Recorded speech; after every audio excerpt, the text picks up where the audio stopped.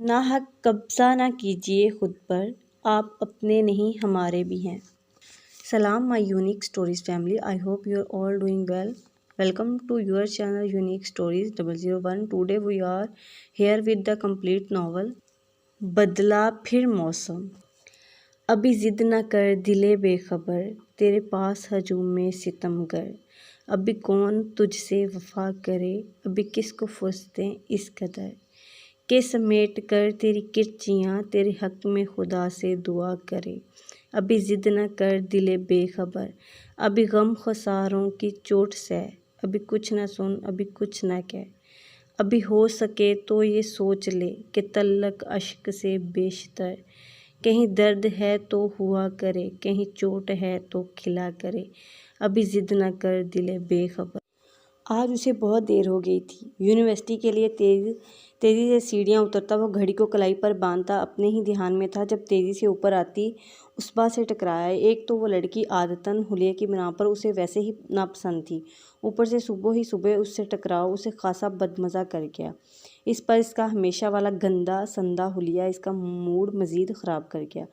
सुबह ही सुबह ऐसा कौन सा ज़रूरी काम दरपेश था कि अपना दीदार करवाने आ पहुंची हो। इसने बड़े कड़वे लहजे में इस्तफ़ाक़ किया। आगे भी इस बात थी किसी का भी लिहाज ना रखने वाली। तुमसे मतलब जाओ और अपना रास्ता नापो। मुझे भी सुबह सुबह तुम जैसे नकचढ़े बंदे के मुंह लगने का कोई शौक़ नहीं है। इतना अच्छा मूड ही ख़राब कर दिया। उल्टा वो भी यही अल्फाज कहती इसके पास से गुजर कर जीना अबूर कर गई। ओह शिट, इस फजूल लड़की की वजह से मैं मज़ीद लेट हो गया। वो बड़बड़ाता नीचे उतर गया। चच्ची जान, आप जितनी प्यारी और अच्छी हैं, आपका बेटा इतना ही बदतमीज़ और झगड़ेलू है। इधर वो चच्ची को ढूंढते किचन में आ गई, जो नाश्ता करते हुए अखबार को पढ़ रही थी। इस बार बुरी बात बेटा, एक वो बड़ा है आपसे, दूसरा किसी को पीठ पीछे बुरा नहीं कहते। और मैंने कितनी दफ़ा आपको समझाया है कि सबसे पहले सलाम करते हैं, और इन्होंने हमेशा की तरह नरमी से उसे टोका।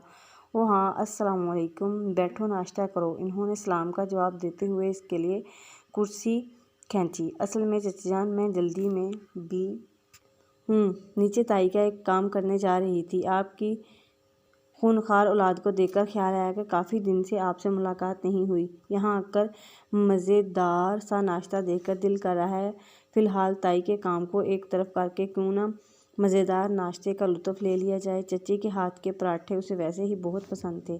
हाँ, क्यों नहीं। बिलाल ने आज फरमाइश करके पराठे बनवाए। बहुत दिनों बाद अब एक ही खाकर उठ गया कि अम्मी यूनिवर्सिटी के लिए पॉइंट निकल जाएगा। देखो तुम्हारी किस्मत का था नाश्ता। वो अब इसके लिए चाय दम कर रही थी। उसबा को चच्ची की आदत, इनके घर का सुकून और इनकी शख्सियत बड़ी पसंद थी।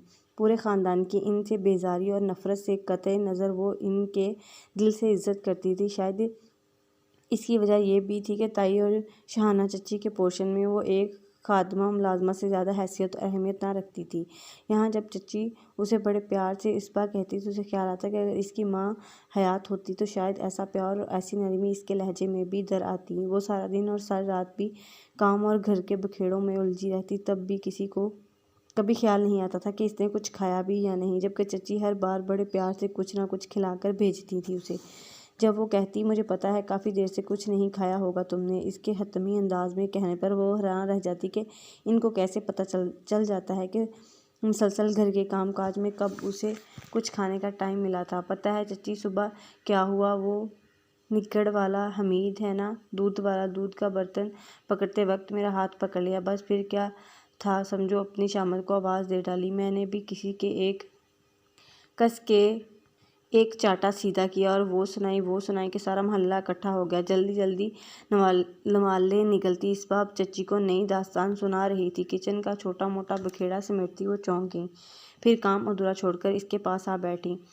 आप सुबह सुबह क्या करने गई थी वहाँ? ना चाहते हुए भी इनका कड़वा लहजा हो गया। दूध और दही लेने, और क्या करने। सुबह नाश्ते में चाय बनाने के लिए फ्रिज खोला तो दूध ख़त्म था। ताई को बताती तो उल्टा इन्होंने मुझसे ही डांटना था कि शाम को ही याद दिला देती तो लड़के ले आते। अब कहाँ वो नींद से उठेंगे। वैसे भी दही लेने भी कम ही कोई जाता है, मैं ही जाती हूँ। तफसील बताते ہوئے بولی، اسبا بڑی بھابھی بیگم کو اس طرح تمہیں باہر نہیں بھیجنا چاہیے بیٹا، جوان جھان بچی ہو، پھر اتنی خوبصورت، تم خود ہی منع کر دو کہ گھر کے اندر والے سارے کام کروں گی، باہر کسی بچے کو بھیج کر کام کروایا کریں۔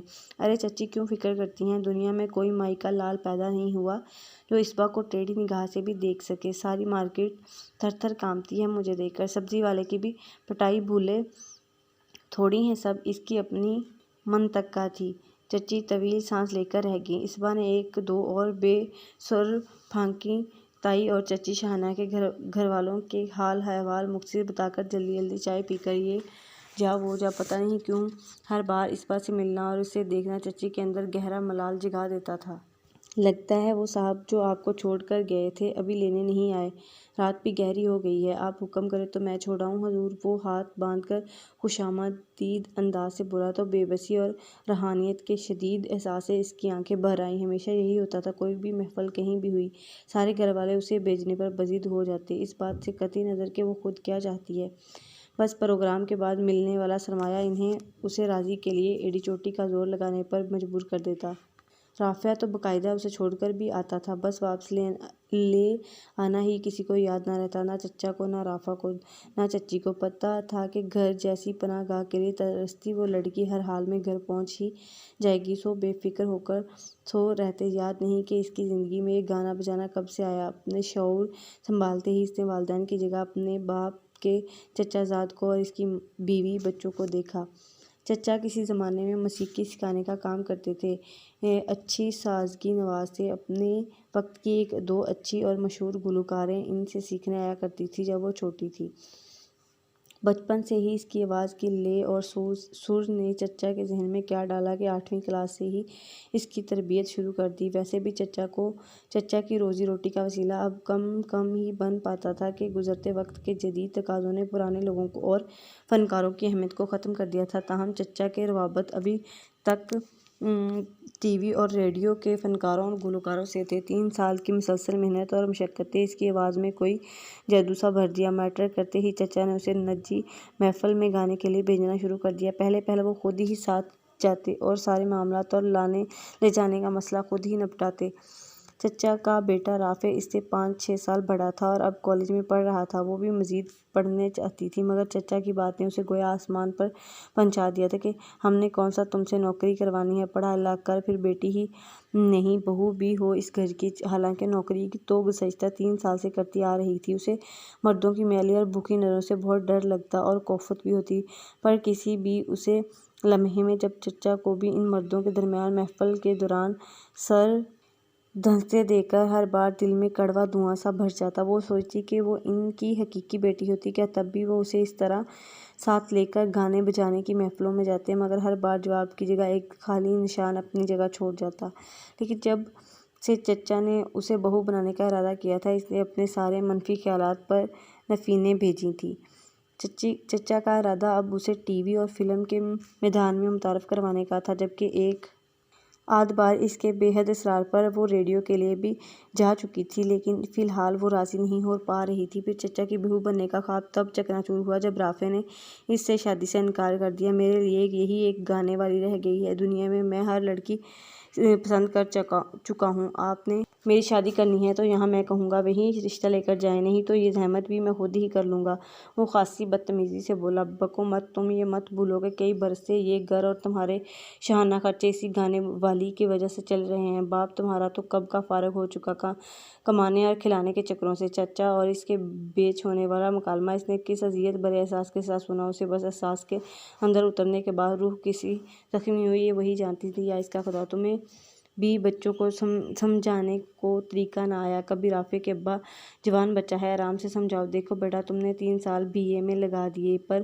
پاس ہو کر نہ دیے، موٹر سائیکل تمہیں لے کر دی اور کئی خرچے اور ہیں، تمہارے یہ عیش اچھا کھانا پینا یہ سب ناز کی کمائی سے ہے، ٹھنڈے دل سے سوچو تو اس سے شادی میں تمہیں فائدہ حاصل ہوگا، اس کو گھر مل جائے گا اور تمہیں کمائی نہیں کرنی پڑے گی، جو باہر سے آئے گی وہ بھوکی نہیں بیٹھی رہے گی، تن کے لیے کپڑے بھی مانگے گی اور پیٹ کے لیے کھانا بھی کہاں سے لاؤ گے، اور پھر تم سے مایوس ہو کر اس نے بھی کہیں تو بیاہ کرنا ہے، تو نقصان اس کو نہیں ہمیں ہے، اس کے بعد چچی میدان میں آئیں اور آئینہ لے کر گویا بیٹے کو اس میں فائدہ اور نقصان دونوں کی واضح تصویریں بھی دکھا دیں۔ باہر کھڑی ناز کا دل کیا وہ دھارے مار مار کر رونے لگی۔ رافع جہاں چاہتا ہے اس کی شادی کر دیں چچا۔ پتہ نہیں کس دل سے وہ اندر آئی اور نفع نقصان کے گھندے دھند میں ڈوبے وہ تین نفوس اس بات کے ڈر سے پریشان ہو گئے کہ اس نے کہیں سب سن نہ لیا ہو۔ بس میں جو پہنچی اندر تو پھر کیا تھا، تینوں کے چہرے افق ہو گئے۔ قسم سے تائی چچی شاہانہ کا بس نہیں چل رہا تھا، میری گردن مروڑ کے وہیں کہیں مجھے دفن کر دیں۔ تائی کے بالوں میں مساج کرتے وہ مزے سے ساری دوادار سنا رہی تھی۔ مزے کی بات تو یہ ہوئی تائی کے مہمانوں نے مجھے دیکھ کر پوچھا یہ کون ہے؟ پہلے تو چچی شاہانہ مجھے گور کے دیکھتی رہی، پھر جیسے کونین کی گولی چبا کر بولی ہماری اکلوتی نند کی بیٹی ہے یہ۔ ماں باپ بچپن میں ایک حادثے میں وفات پا گئے، بہت چھوٹی سی تھی جب اس کے ماموں اسے لے کر آئے تھے، تب سے ہمارے پاس ہی ہے۔ پتہ ہے وہ خاتون کیا بولی؟ کہنے لگی ارے تو بھانجی ہوئی آپ کی بھی، تو یہ بڑا نیک کام کیا آپ لوگوں نے۔ بس پھر کیا ہے؟ چچی شاہانہ پھول کے کیا ہو گئی اور تعریف بھی یوں فخر سے فصول کی جیسے مجھے ابھی تک گود میں لے کر وہیں پا رہی ہوں۔ ایک بار پھر کھیکی ہنسی کا فوارہ اس کے منہ سے پھوٹا، گویا چچی شاہانہ کی اس حالت کو ابھی تک یاد کر کے ہنسنے کا شرف اٹھا رہی تھی۔ اس کو عادت ہے ہر بات پہ واہ واہ سمیٹنے کی، ورنہ کیا دنیا نہیں جانتی جب تمہارے ماں باپ گزرے تو یہ تمہارے بڑے ماموں ہی تھے جو اتنی کوس اٹھا کے لے آئے اور میری جھولی میں ڈال دیا۔ شاہانہ تو فوراً ہی گھبرا کے اپنے کمرے میں جا کے بند ہو گئی کہ کہیں یہ ذمہ داری بانٹنی ہی نہ پڑ جائے۔ گھر جو کٹھا تھا تو مل بانٹ کے کام کرنا پڑتا۔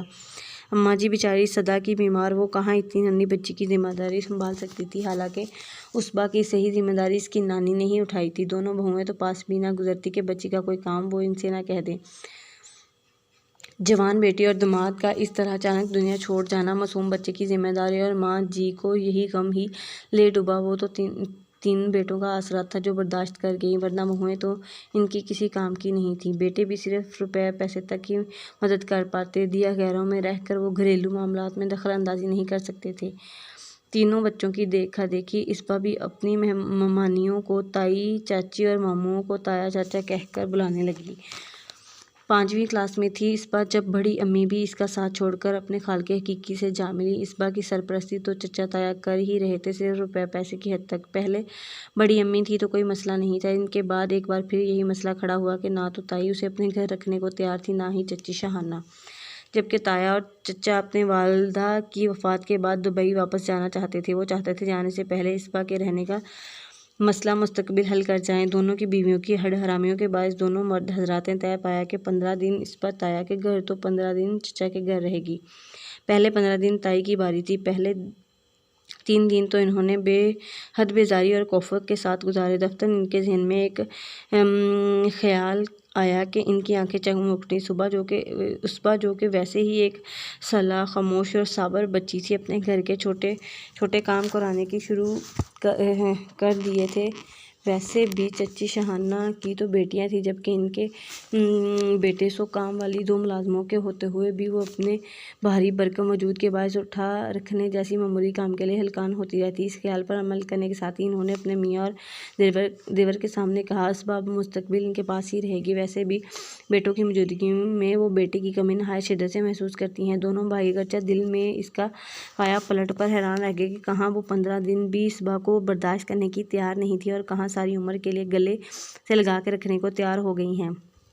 خیر، تمام فکرات کو دل میں دبائے اسبا کی طرف سے مطمئن ہوتے وہ لوگ دبئی سدھار گئے۔ وہاں ہر ماہ اس کے خرچے کی صورت میں ایک معقول رقم دونوں تائی کو بھیج دیا کرتے تھے۔ ویسے بھی اسبا کے باپ کی اچھی خاصی جائیداد تھی جو تایا نے بیچ باچ کر ایک بڑی رقم بینک میں اسبا کے نام سے ڈپازٹ کروا دی، جہاں سے ہر ماہ نفع کی رقم بھی تائی ہی وصول کرتی۔ صرف 2 ماہ لگے تھے تائی کو اسبا کے معاملات اپنی مرضی کے مطابق سیٹ کرنے میں۔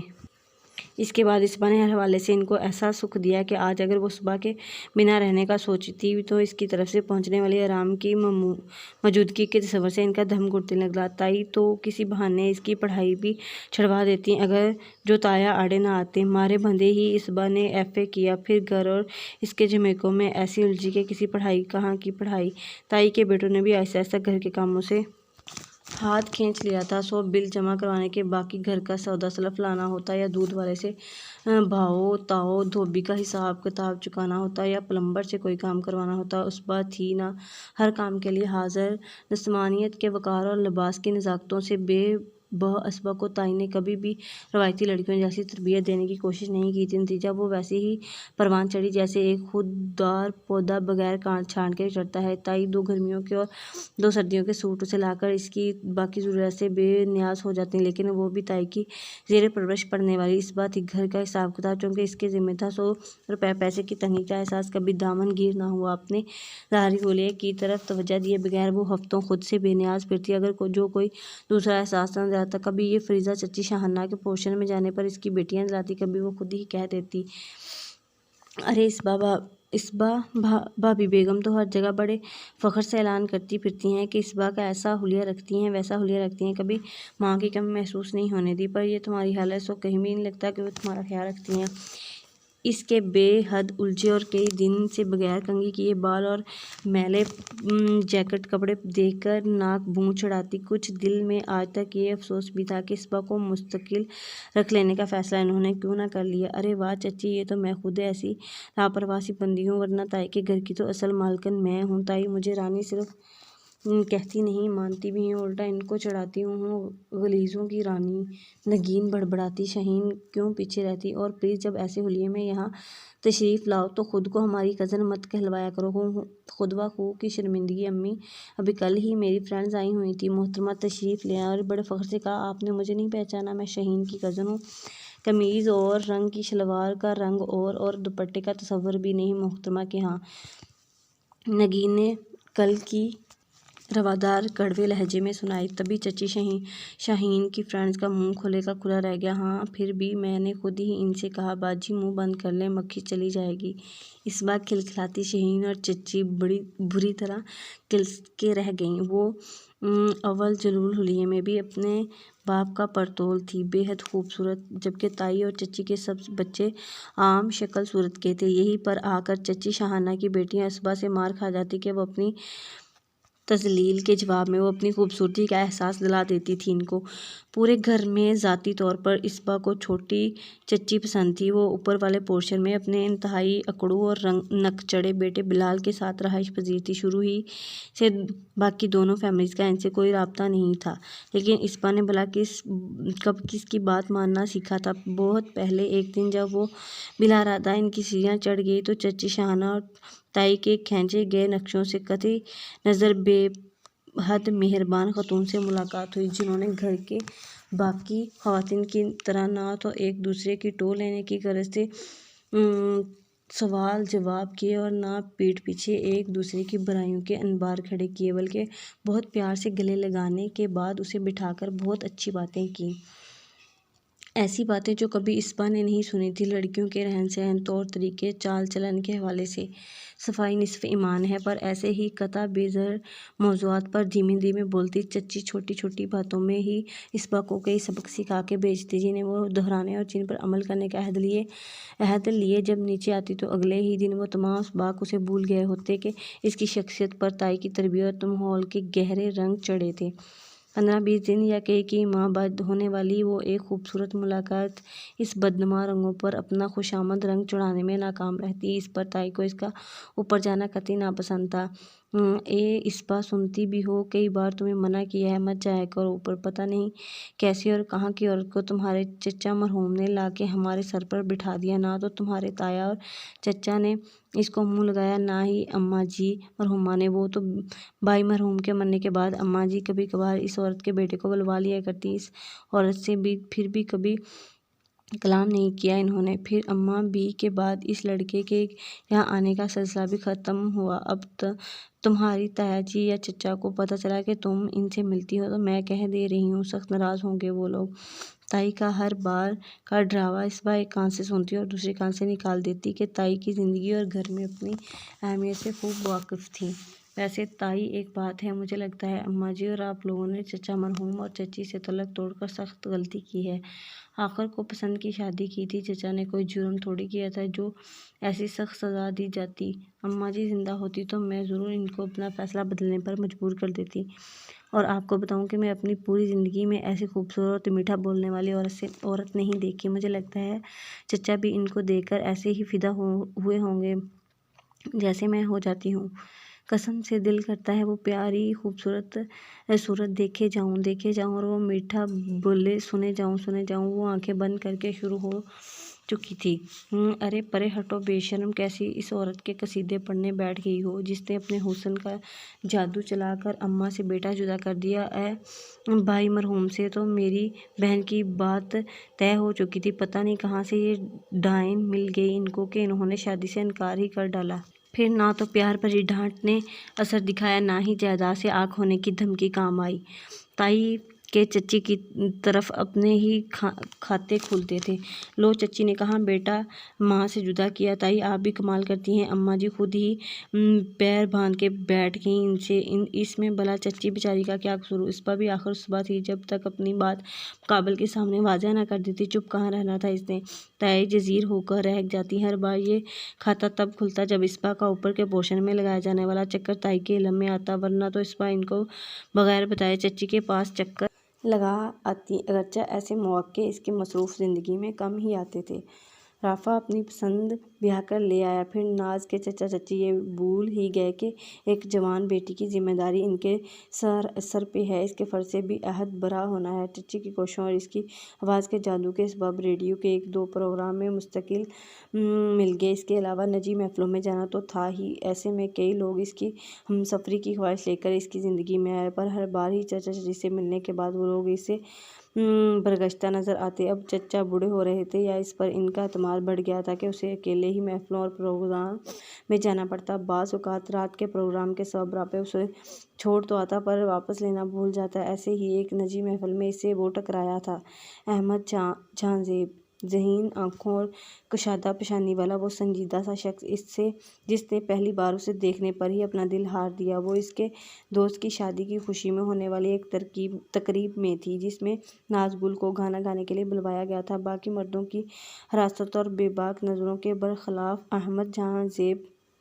نے بےحد محبت اور احترام سے اسے دیکھا، اور اس رات تقریب کے اختتام پر ہی جب سہیل دوست نے اسے گھر واپس چھوڑنے کی ذمہ داری اپنے ڈرائیور پر ڈالی تو احمد جاں زیب نے خود سے کہہ کر اس کی خدمت کے مستفیدہ ہونے کا کہہ کر سہیل سمیت سب دوستوں کو حیران کر دیا۔ وہ جو دوستوں میں زاہد خشک کے نام سے مشہور تھا اور عورتوں سے کوسوں دور رہنے والا احمد جاں زیب آج ایک گانے والی کو گھر چھوڑنے کا کہہ رہا تھا تو سب دوستوں کا حیران ہونا کوئی عجیب بات نہیں تھی۔ میرا نام احمد جاں زیب ہے، میں عام سے اصولوں کے تحت زندگی گزارنے والا ایک عام سا بندہ ہوں۔ عورت کا ہر روپ میرے لیے بہت احترام کا حامل ہے۔ آپ کو نہ دیکھتا تو شاید جہاں میری ماں کہتی وہاں شادی بھی کر لیتا، لیکن میں زندگی کے ہر معاملے میں فیئر رہنے کا عادی ہوں، سو زندگی کا اہم ترین فیصلہ یعنی شادی، وہ بھی فیئر ہو کر رہنا چاہتا ہوں۔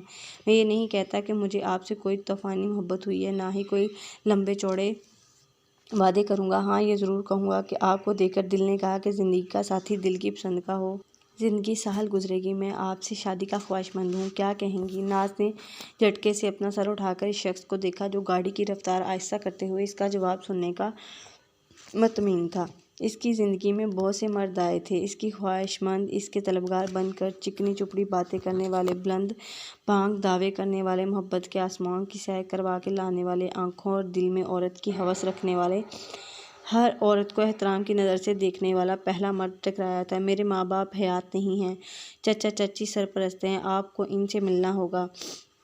نظروں کو جھکائے، ہاتھ کو آپس میں مسلتے اس کی سریلی آواز نے احمد جاں زیب کو مسکرانے پر مجبور کر دیا، گویا آپ کو کوئی اعتراض نہیں ہے۔ وہ کھل کر مسکرایا، اس روز انہوں نے اپنا آپ ایک دوسرے کے اوپر کھول کر رکھ دیا۔ سچ پوچھیں تو مجھے عورت شمع محفل بنی بالکل بھی پسند نہیں ہے۔ عورت کی اصل جگہ اور مقام اس کا گھر اور چار دیواری ہے۔ مجھ سے رشتے جڑنے کی صورت میں آپ کو اپنے فن کی قربانی دینا ہوگی۔ ہاں اگر شوق ہے تو وہ آپ مجھے بھی گانا سنا کر پورا کر سکتی ہیں۔ سنجیدہ بات کہتے کہتے وہ آخر میں شوق ہو گیا۔ ناز کو بے اختیار رونا آ گیا، اسے لگا اس کی آزمائش اب مختصر ٹھہری۔ اسے کب ایسی زندگی پسند تھی، وہ بھی ویسی ہی زندگی گزارنا چاہتی تھی جیسے احمد جاں زیب چاہ رہا تھا۔ میں خود پہ سب پسند نہیں کرتی، میں بھی کسی ایسے ہی مسیحا کی نہ جانے کب سے منتظر جو مجھے ان زندان سے نکال کر لے جائے۔ آپ نہیں جانتے احمد ہر وہ پل مجھے بہت زخمی کرتا ہے جب مردوں کی محفل میں صرف میری آواز کو ہی نہیں سراہا جاتا بلکہ بے باک نظریں میرا سراپا کھوج کھوج کر مجھے بے حال کر دیتی ہیں۔ میں چھپ جانا چاہتی ہوں عزت کی چادر کے اندر۔ میری زندگی میں بہت مرد آئے، کوئی میری آواز کا بیپاری کو کرنا چاہتا تھا، کوئی دولت کی اس چڑیا کو اپنے پنجرے میں قید کرنا چاہتا تھا۔ آپ نے مجھے اس سنہری قید سے رہائی دلا دی تو میں ساری زندگی آپ کا احسان کبھی نہیں بھولوں گی۔ وہ ہاتھوں میں چہرہ چھپا کر بری طرح سے رو دی۔ احمد جازیم گینگ ہی تو رہ گیا تھا۔ اس کی چچی اور چچا کے بے حس رویے کی متعلق جان کر جب ناز کے اسے سب کچھ سچ سچ بتا دیا اور اگلے روز جب وہ اس کے چچا سے ملا تو ناز کی کہی ہوئی ایک ایک بات اسے سچ معلوم ہوئی۔ لالچ اور غرض کی جس پٹی کو باندھ کر وہ لوگ بیٹھے تھے اس کے سائے میں صرف پیسہ تھا، دولت تھی۔ چچی نے احمد جہاں کے سامنے ڈیمانڈ کی اتنی بڑی لسٹ پیش کی کہ شریف آدمی اسے دیکھ کر غصے سے پاگل ہو جائے۔ پھر اس کا مقصد ہی یہی تھا کہ نہ تو کوئی بھی شخص اس ڈیمانڈ کو پورا کر سکے گا، نہ ناز کی شادی ہوگی۔ ہر بار ہر رشتے کو ایسے ہی ٹرکایا تھا انہوں نے، پر اس ناز کے خلاف کھڑی تھی کہ اپنوں کی ہرس اور لالچ فطرت کو اچھی طرح جان گئی تھی کہ وہ سونے کی چڑیا کسی صورت ہاتھ سے نہیں نکلنے دے رہی تھی۔ ہوں تو ناز بی بی کو بھی عشق عاشقی کے چکر نے گر ہی لیا۔ یہ بھی لحاظ نہیں، برسوں پالا پوسا کھلایا پلایا جب لوگوں نے آج ان کے سامنے کھڑی ہو گئی۔ رافعہ کی بیوی کی زبان نے شعلے گلنا، آخر کو سب اسی کی کماری پر ہی تو پل رہے تھے۔ اب ناز کا مسلسل اصرار کہ احمد جہاں کو ہاں کر دی جائے ورنہ وہ چپ نہیں رہے گی، ان سب کو اپنے مستقبل میں خرچے کیسے پورے ہوں گے کے خوف میں مبتلا کر گیا۔ اس محاذ پر احمد جہاں کو مسلسل لڑنا پڑ رہا تھا کہ اس نے جب اپنے گھر میں اپنی پسند اور شادی کی بات کی تو گویا بھونچال ہی آ گیا۔ اس کے بھابیاں اور اس کی بیوی کے طور پر اپنی بہنوں کو سوچے بیٹھی تھی۔ اس کی ماں بھی ان کی مکمل ہمنوا تھی اور ایسے میں جب دونوں کی فریق ضد پر اڑ رہے تھے تب ان دونوں کو جا کر خفیہ طور پر نکاح کرنا پڑا تھا۔ تائی اور چچی شاہانہ میں ویسے جتنا بھی اختلاف ہوتا، خاندان کو کسی بھی تقریب میں شرکت کے لیے خوب گٹھ جوڑ کر لیتیں۔ آج بھی ایسا ہی دن تھا۔ دونوں خواتین خوب بن سنور کر کسی تقریب میں شرکت کے لیے گئی تھیں۔ اشر ان دونوں کو چھوڑ آیا تھا۔ اس وقت اشر اور حارث بھی دونوں غائب تھے۔ صبح نے کچن کا سارا کام کر لیا، اب صرف روٹیاں ڈالنی تھیں جو کہ تینوں وقت کے کھانے پر سب تازہ ہی پسند کرتے تھے۔ سو کچن کو بند کر کے اس نے احتیاط سارے دروازے لاک کیے اور خود ہال کی پچھلی گیلری سے ہوتی ہوئی چچی کی سیڑھیوں کی طرف آگئی۔ بہت دن ہو گئے ان سے ملے۔ اوپر آنے پر منہ حلق تک کڑوا ہو گیا۔ دھوپ میں کرسی پر نیم دراز بلال کے پاؤں سامنے پڑی ٹیبل پر تھے اور سر کرسی کی بیگ پر تھا، جبکہ منہ پر کتاب تھی جو اوندھی پڑی تھی۔ ٹیبل پر ٹوکری میں 3-4 مالٹے اور پلیٹ میں چھلکے پڑے تھے۔ یقیناً کچھ دیر قبل سرما کی سوغات میں مالٹوں کا مزہ لیا گیا تھا، جبکہ چچی غالباً گھر پر نہیں تھی، ورنہ وہ اسے سامنے ہی کسی نہ کسی کام میں مصروف نظر آ جایا کرتی تھی۔ آہٹ پر بلال نے کتاب منہ سے ہٹا کر آدھی کھلی آنکھوں سے اسے دیکھا، پھر تیزی سے اس کے اندر نشست میں تبدیلی آئی اور ماتھے پر ہمیشہ کی طرح اس کو دیکھ کر کئی بلوں میں اضافہ ہو گیا۔ جی فرمائیے، بیزاری سے سوال کیا گیا، گویا اس کی آمد سخت ناپسندی۔ تم سے ملنے نہیں آئے جو ایسے اوٹ پٹانگ سے منہ بنا رہے ہو؟ چچی کہاں ہیں؟ ان سے ملنا تھا۔ اسبا سے ان کے ماتھے کی سلوٹیں برداشت نہ ہوئیں تو تڑک کر بولی، لا حول ولا قوت، اللہ نہ کرے جو مجھ سے کبھی ایسا برا وقت آئے کہ مجھے تم سے ملنا پڑے۔ امی نہیں ہیں، کسی ضروری کام سے باہر گئی ہیں۔ اس نے بھی آدھار چکتا کر دیا اور دوبارہ سے پہلے والی انداز میں چلا گیا، گویا اسے صاف صاف جانے کا اشارہ کیا گیا تھا۔ مجھے تو ہر بار ایک لمبا چوڑا لیکچر پلا دیتے ہو، تہذیب اور تمیز کے ادب سے بھرا ہوا، پر خود بھی اس سے ناواقف ہو، یہ مجھے آج پتہ چلا۔ اسبا نے اس کا ایسا منہ موڑا دیکھا تو واپس جانے کا ارادہ مخفی کرتے ہوئے دوسری کرسی کھینچی اور میز پر پلیٹ میں پڑا مالٹا اٹھا کر چھیلتے ہوئے طنز کہا، بلال کو ویسے ہی ناپسند تھی، آج تو عام حالات سے بھی سخت بری لگی۔ وہ ایک بار پھر پاؤں نیچے الٹا کر سیدھا ہو بیٹھا اور خاصی تنقیدی نظروں سے اس کا جائزہ لیا۔ سرخ کاٹن کی قمیض جس پر جاب میل کچیل کے داغ تھے، ایسے ہی سفید شلوار جو مسلسل میل سے اپنا اصل رنگ کھو چکی تھی، قمیض پر بلیک سویٹر جس پر آٹے کے ذرات بھی ابھی تک نمایاں ہو کر بدنمایاں لگ رہے تھے، براؤن بال جو کئی دن پہلے چوٹی میں باندھے گئے تھے اب ان میں سے بیشتر احتجاجاً ادھر ادھر کھلے ہوئے تھے۔ بلال کو ایک بار پھر زور سے غصہ آیا، ویسے تو تم ایک جاہل اور ادب و آداب سے نابلد لڑکی ہو، لیکن پھر بھی بھلے کی ایک بات بتا دوں، اسے یاد رکھو گی تو تمہارا اپنا ہی فائدہ ہوگا۔ عورت کی عزت بہت نازک ہوتی ہے اور اس عزت کو بچا کر رکھنے کے لیے بے شمار تقاضے ہیں، جن میں سے ایک یہ بھی ہے کہ کسی بھی غیر محرم کی موجودگی کسی بھی لڑکی کے لیے بے حد خطرناک ہو سکتی ہے۔ عورت عمر کے کسی بھی حصے میں ہو، اسے اتنا تو خیال رکھنا چاہیے کہ جہاں اکیلا مرد ہو وہاں جانے سے احتجاج برتنا چاہیے۔ غصہ ضبط کرتے کرتے بھی اس کا چہرہ سرخ ہو پڑا۔ جس کا اسبا پر چندہ اثر نہ ہوا وہ ویسے ہی اطمینان سے مالٹا کھاتی رہی۔ بلال اس کا سکون اور اس بات کا رائگاں جانا دیکھ کر جل ہی گیا۔ ہاں تو مسٹر ادبوداب، اسبا نے مالٹے کے جوس سے سستے ہاتھ اپنی قمیض سے صاف کر کے کہا، ویسے تو میں اپنے مزاج سے میل نہ رکھنے والے لوگوں سے بات بھی کرنا پسند نہیں کرتی، لیکن چونکہ میں اپنا حساب کتاب فوراً ہی چکانے کی عادی ہوں سو جواب بھی نہیں چھوڑ سکتی۔ خود پہ اول تو مجھے علم نہیں تھا کہ چچی گھر پر نہیں اور ایک نامحرم اکیلا بیٹھا دھوپ سینک رہا ہے۔ پھر بھی اگر پتہ ہوتا بھی تو میں اسبا ہوں، کوئی معمولی لڑکی نہیں ہوں جس کی جو مرضی آئے کچھ کہہ سکے۔ میں ایک فضولو دودھ والے کا سر توڑ سکتی ہوں جس نے پتہ نہیں کیا سمجھ کر ایک لو لیٹر پکڑا دیا تھا مجھے۔ تو فقرہ ادھورا چھوڑ کر وہ کرسی سے اٹھی اور ٹہلتی ہوئی پہلی سیڑھی پر جا کر کھڑی ہوئی، تو تمہاری کسی بھی بدتمیزی پر تمہاری ٹانگیں بھی توڑ سکتی ہوں، کہہ کر اس نے اس رفتار سے تمام سیڑھیاں کراس کی کہ زندگی میں کبھی ہوں گی ہی نہیں۔ جبکہ بلال کچھ پل مٹھیاں بھیجتے اپنی سانسوں کی رفتار کو نارمل کرتا رہا، پر غصہ کم نہ ہو پایا تھا۔ سامنے پڑی کرسی کو زور سے ٹھوکر لگائی اور ہر بار اس سے ٹکرا کے بعد خود ہی فیصلہ کرتا کہ آئندہ اس بدتمیز اور جاہل لڑکی کے منہ نہیں لگے گا اور اسے اپنی طرح نظر انداز کر دے گا، پر ہر بار ہی کوئی نہ کوئی ایسی بات ضرور ہو جاتی کہ وہ دونوں کلستا ہی رہتا۔ ابھی کل والی اس کی بدتمیزی اسے بھولی نہیں تھی کہ اگلی روز یونیورسٹی کے لیے نکلتے وقت وہ گھر کے بیرونی گیٹ کے پاس دکھائی دی۔ دائی کا جز وقتی ملازم 18-19 سالہ بشیر بھی ساتھ ہی تھا۔ اسبا کا حلیہ اسے ایک بار پھر اندر تک کلس گیا۔ کل والے غلیظ کپڑوں کی بجائے آج وہ کچھ بہتر حلیے میں تھی، مگر وہ حلیہ قطعاً اس قابل نہیں تھا کہ اسے بلال اپنے خاندان کی کسی لڑکی کے لیے مناسب خیال کرتا، وہ بھی گھر سے باہر، اور وہ مانتا یا نہ مانتا بدقسمتی سے وہ اس کی رشتہ دار ہی تھی۔ اس نے ایک بدرنگ جینس پہنی ہوئی تھی، پاؤں میں جو جوگرز تھے، لمبا سا ڈھیلا ڈھالا براؤن رنگ کا اوور پہنا ہوا تھا، گلے میں دوپٹے کے نام پر ایک اونی مفرل تھا، بال بھی خیر سے آج سلجھے ہوئے لگ رہے تھے۔ بلال بھیا آ گئے، بشیر نے خوشی سے دانت نکوستے ہوئے کہا۔ بلال بھیا اب آپ آ ہی گئے ہیں تو ہم دونوں کو ذرا مین روڈ تک چھوڑ دیں گے، ہم رکشا پکڑ لیں گے، مارکیٹ جانا ہے، گھر کا سودا سلف بھی لانا ہے اور ایک دو اور کام بھی ہیں۔ ویسے تو ہر دفعہ میں ہی لے کر آتا ہوں سب کچھ، پر آج بڑی بی بی جی نے ابھی اسبا کو ساتھ جانے کا کہا ہے۔ بشیر نے تفصیل بتائی۔ بڑی بی بی یقیناً وہ تائی کو کہہ رہا تھا، جبکہ اسبا اب منتری نظروں سے ان سے کچھ دور کھڑی انہیں دیکھ رہی تھی۔ یہ کیوں جائے گی؟ یہ شیر اور ہارس کہاں ہیں؟ وہ جائیں۔ اگر تمہاری بڑی بی بی کو اعتراض بھی ہے تمہاری خریداری پر، یا تمہاری اسبا بی بی نے ان کاموں میں پی ایچ ڈی کر رکھی ہے، اس نے تنزیہ کہا۔ ارے بلال بھیا، حارث بھیا اور اشر بھیا کب کرتے ہیں ایسے کام؟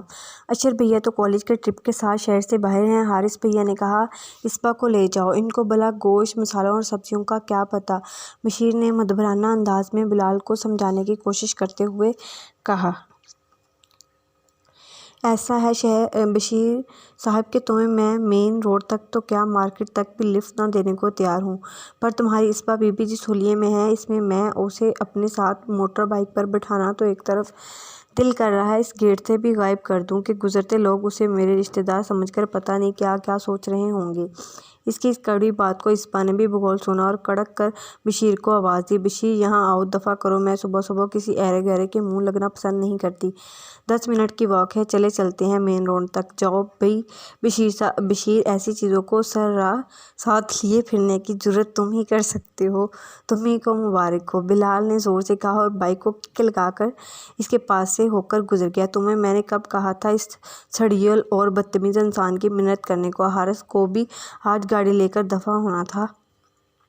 آج آئے تائی سے کہہ کر اس کی خبر لیتی ہوں، بشیر کو سناتی وہ غصے میں زور زور سے بولتے ہوئے اس کے ساتھ چلنے لگی۔ بشیر جو بولنے میں اس کی ٹکر کا تھا، ویسے تو اسبا سے اس کی خوب بنتی تھی، پر اس کے غصے سے بڑا ڈرتا تھا، سو اس وقت بھی وہ مسلسل بلال کو کوس رہی تھی، چپ چاپ سن رہا تھا۔ اصل غصے میں اس بات پر تھا کہ وہ کیوں اس کی دماغ ٹھکانہ نہیں لگا سکتی، کس بات کا جواب ادھار رکھنا اسے کب گوارا تھا۔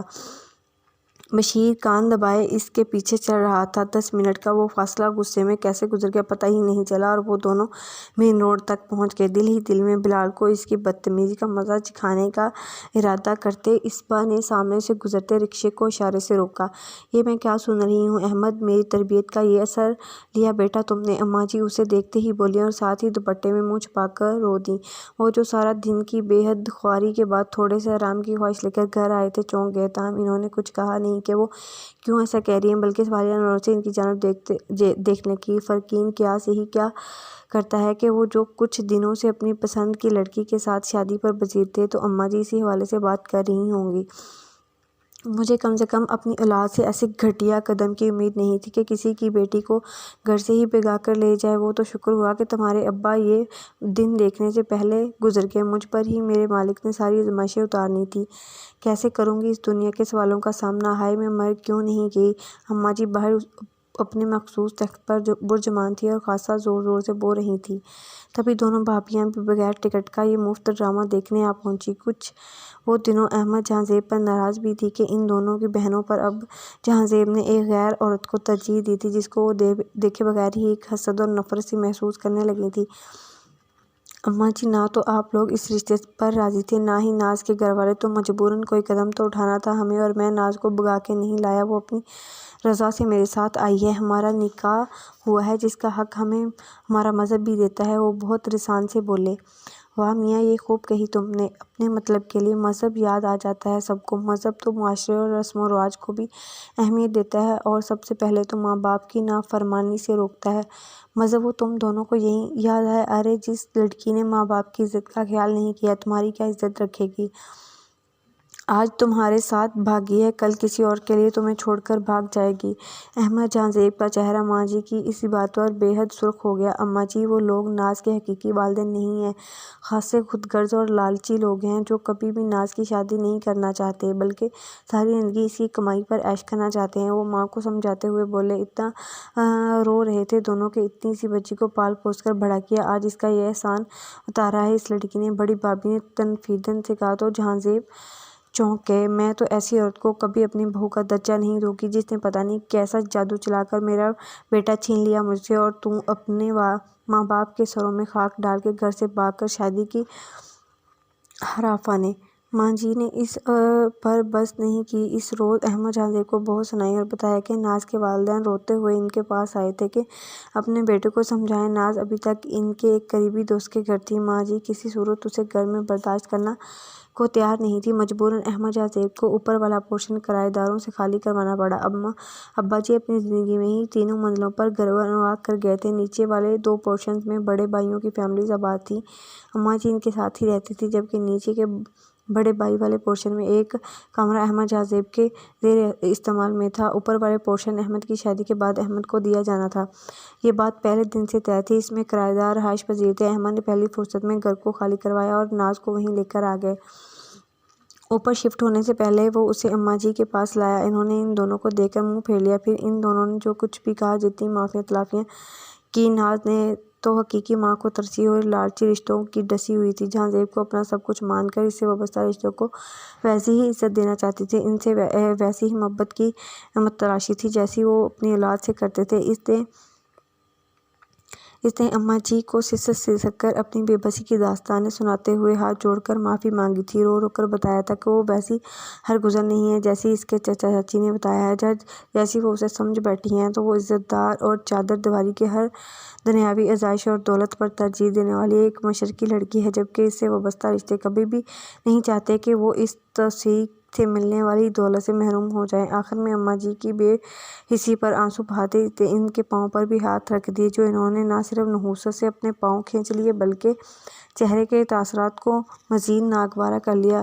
احمد جہاں زیب کی بھابیوں کے سامنے ناز کی ایسی بے عزتی برداشت نہ کر سکے اور انہیں بازو سے پکڑ کر کھڑا کیا اور جو کچھ کہے بغیر اسے اپنے والے پورشن میں لے آئے۔ اماں جی نے کٹھور پن کی انتہا کرتے ہوئے نچلے پورشن میں کھلنے والی اوپر کی سیڑھی کا دروازہ اپنی طرف سے بند کرا کے تالا لگوا دیا۔ احمد جہاں زیب نیچے گیٹ کی طرف جانے کے لیے دوسری سیڑھی بنوا کر راستہ بنوایا تھا، تاہم بیرونی مین گیٹ ابھی بھی ایک ہی تھا۔ بھائیوں نے بھی فون کر کے احمد جہاں زیب کو ہی لان تان کی تھی۔ ماں کی سخت دلی سے رنجا احمد جہاں زیب چپ چاپ سنتے رہتے اور جب وہ سن چکے تو خاموشی سے فون بند کر دیا۔ اس وقت بڑے بھائی کے ہاں ایک بیٹا اور چھوٹے بھائی کے ہاں ایک بیٹی جو کہ بالتریف 1.5 سال کے تھے۔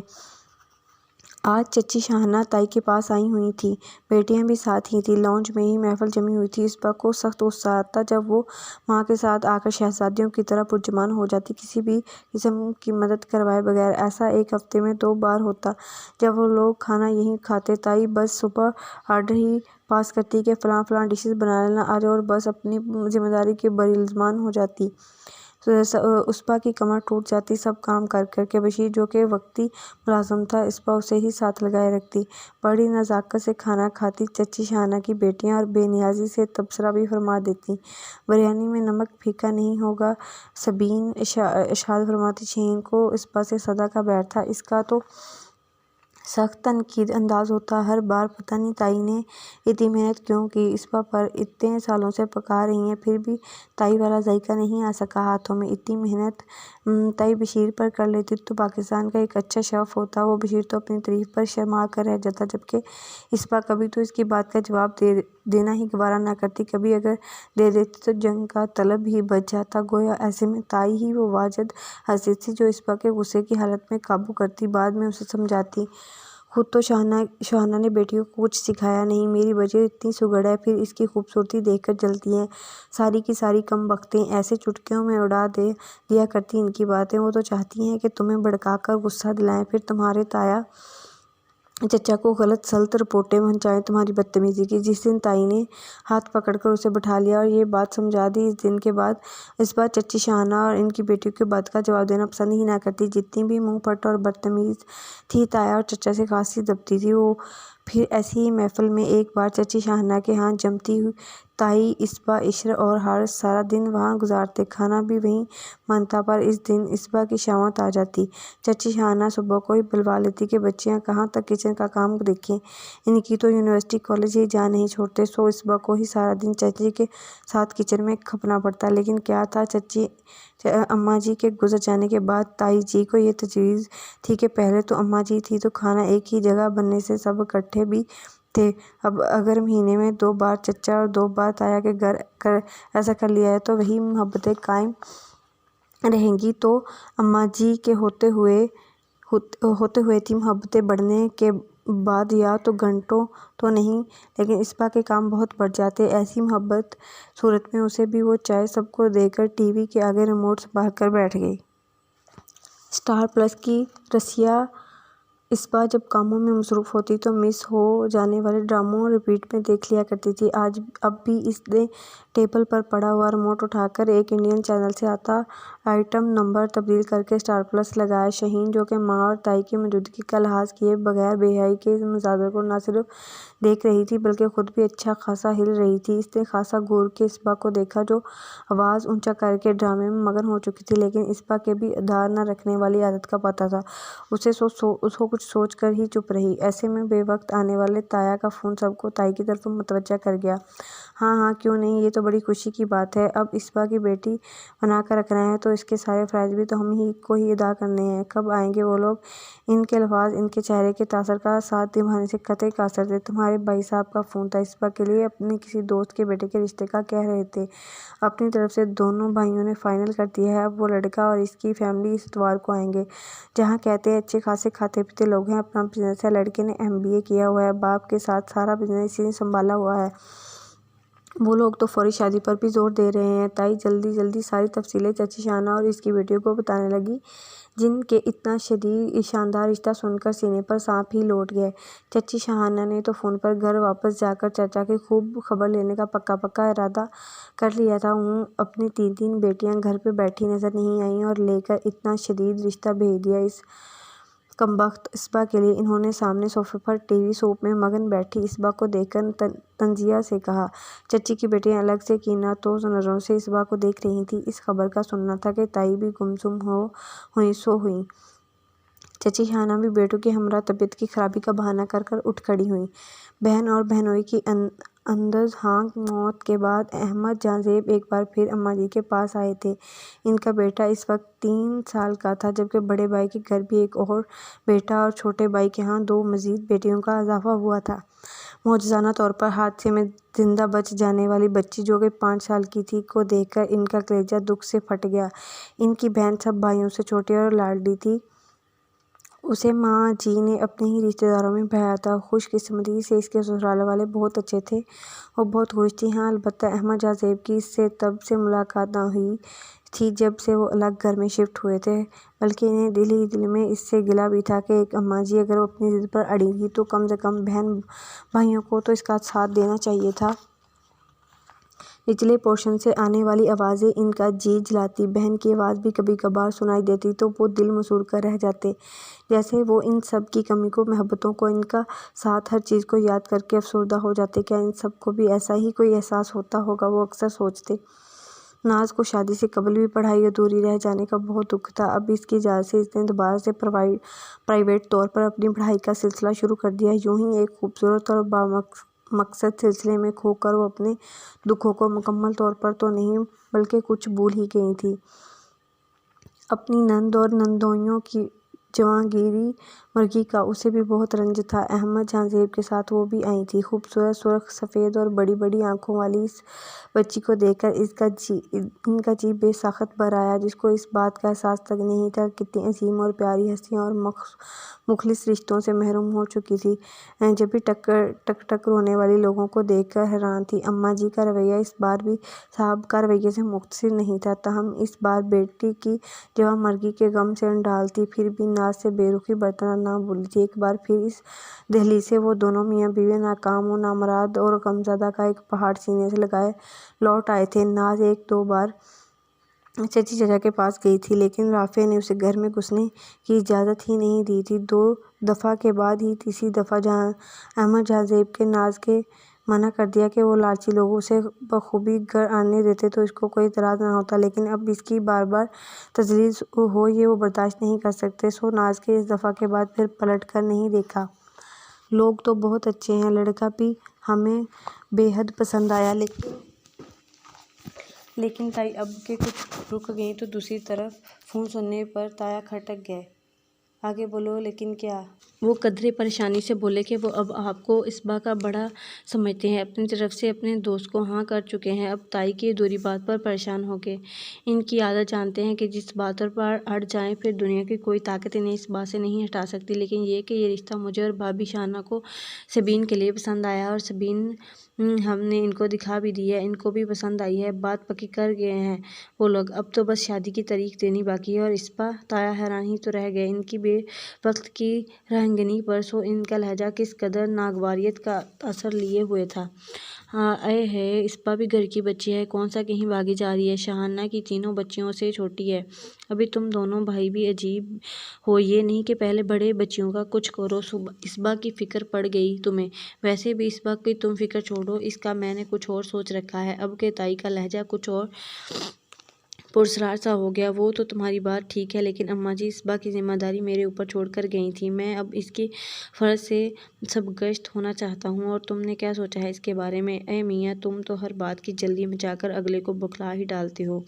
اسبا کو ایسے ہی نہیں میں نے گھر میں رکھا ہوا، پہلے دن سے میرا خیال تھا کہ اسے کسی بچے کی بیوی بنا کر ساری زندگی اسے اپنے پاس ہی رکھوں گی۔ ایسے ہی شادی ہے، پیاری ہے مجھے، پر آپ نے کبھی مجھے سمجھا ہو تب نہ۔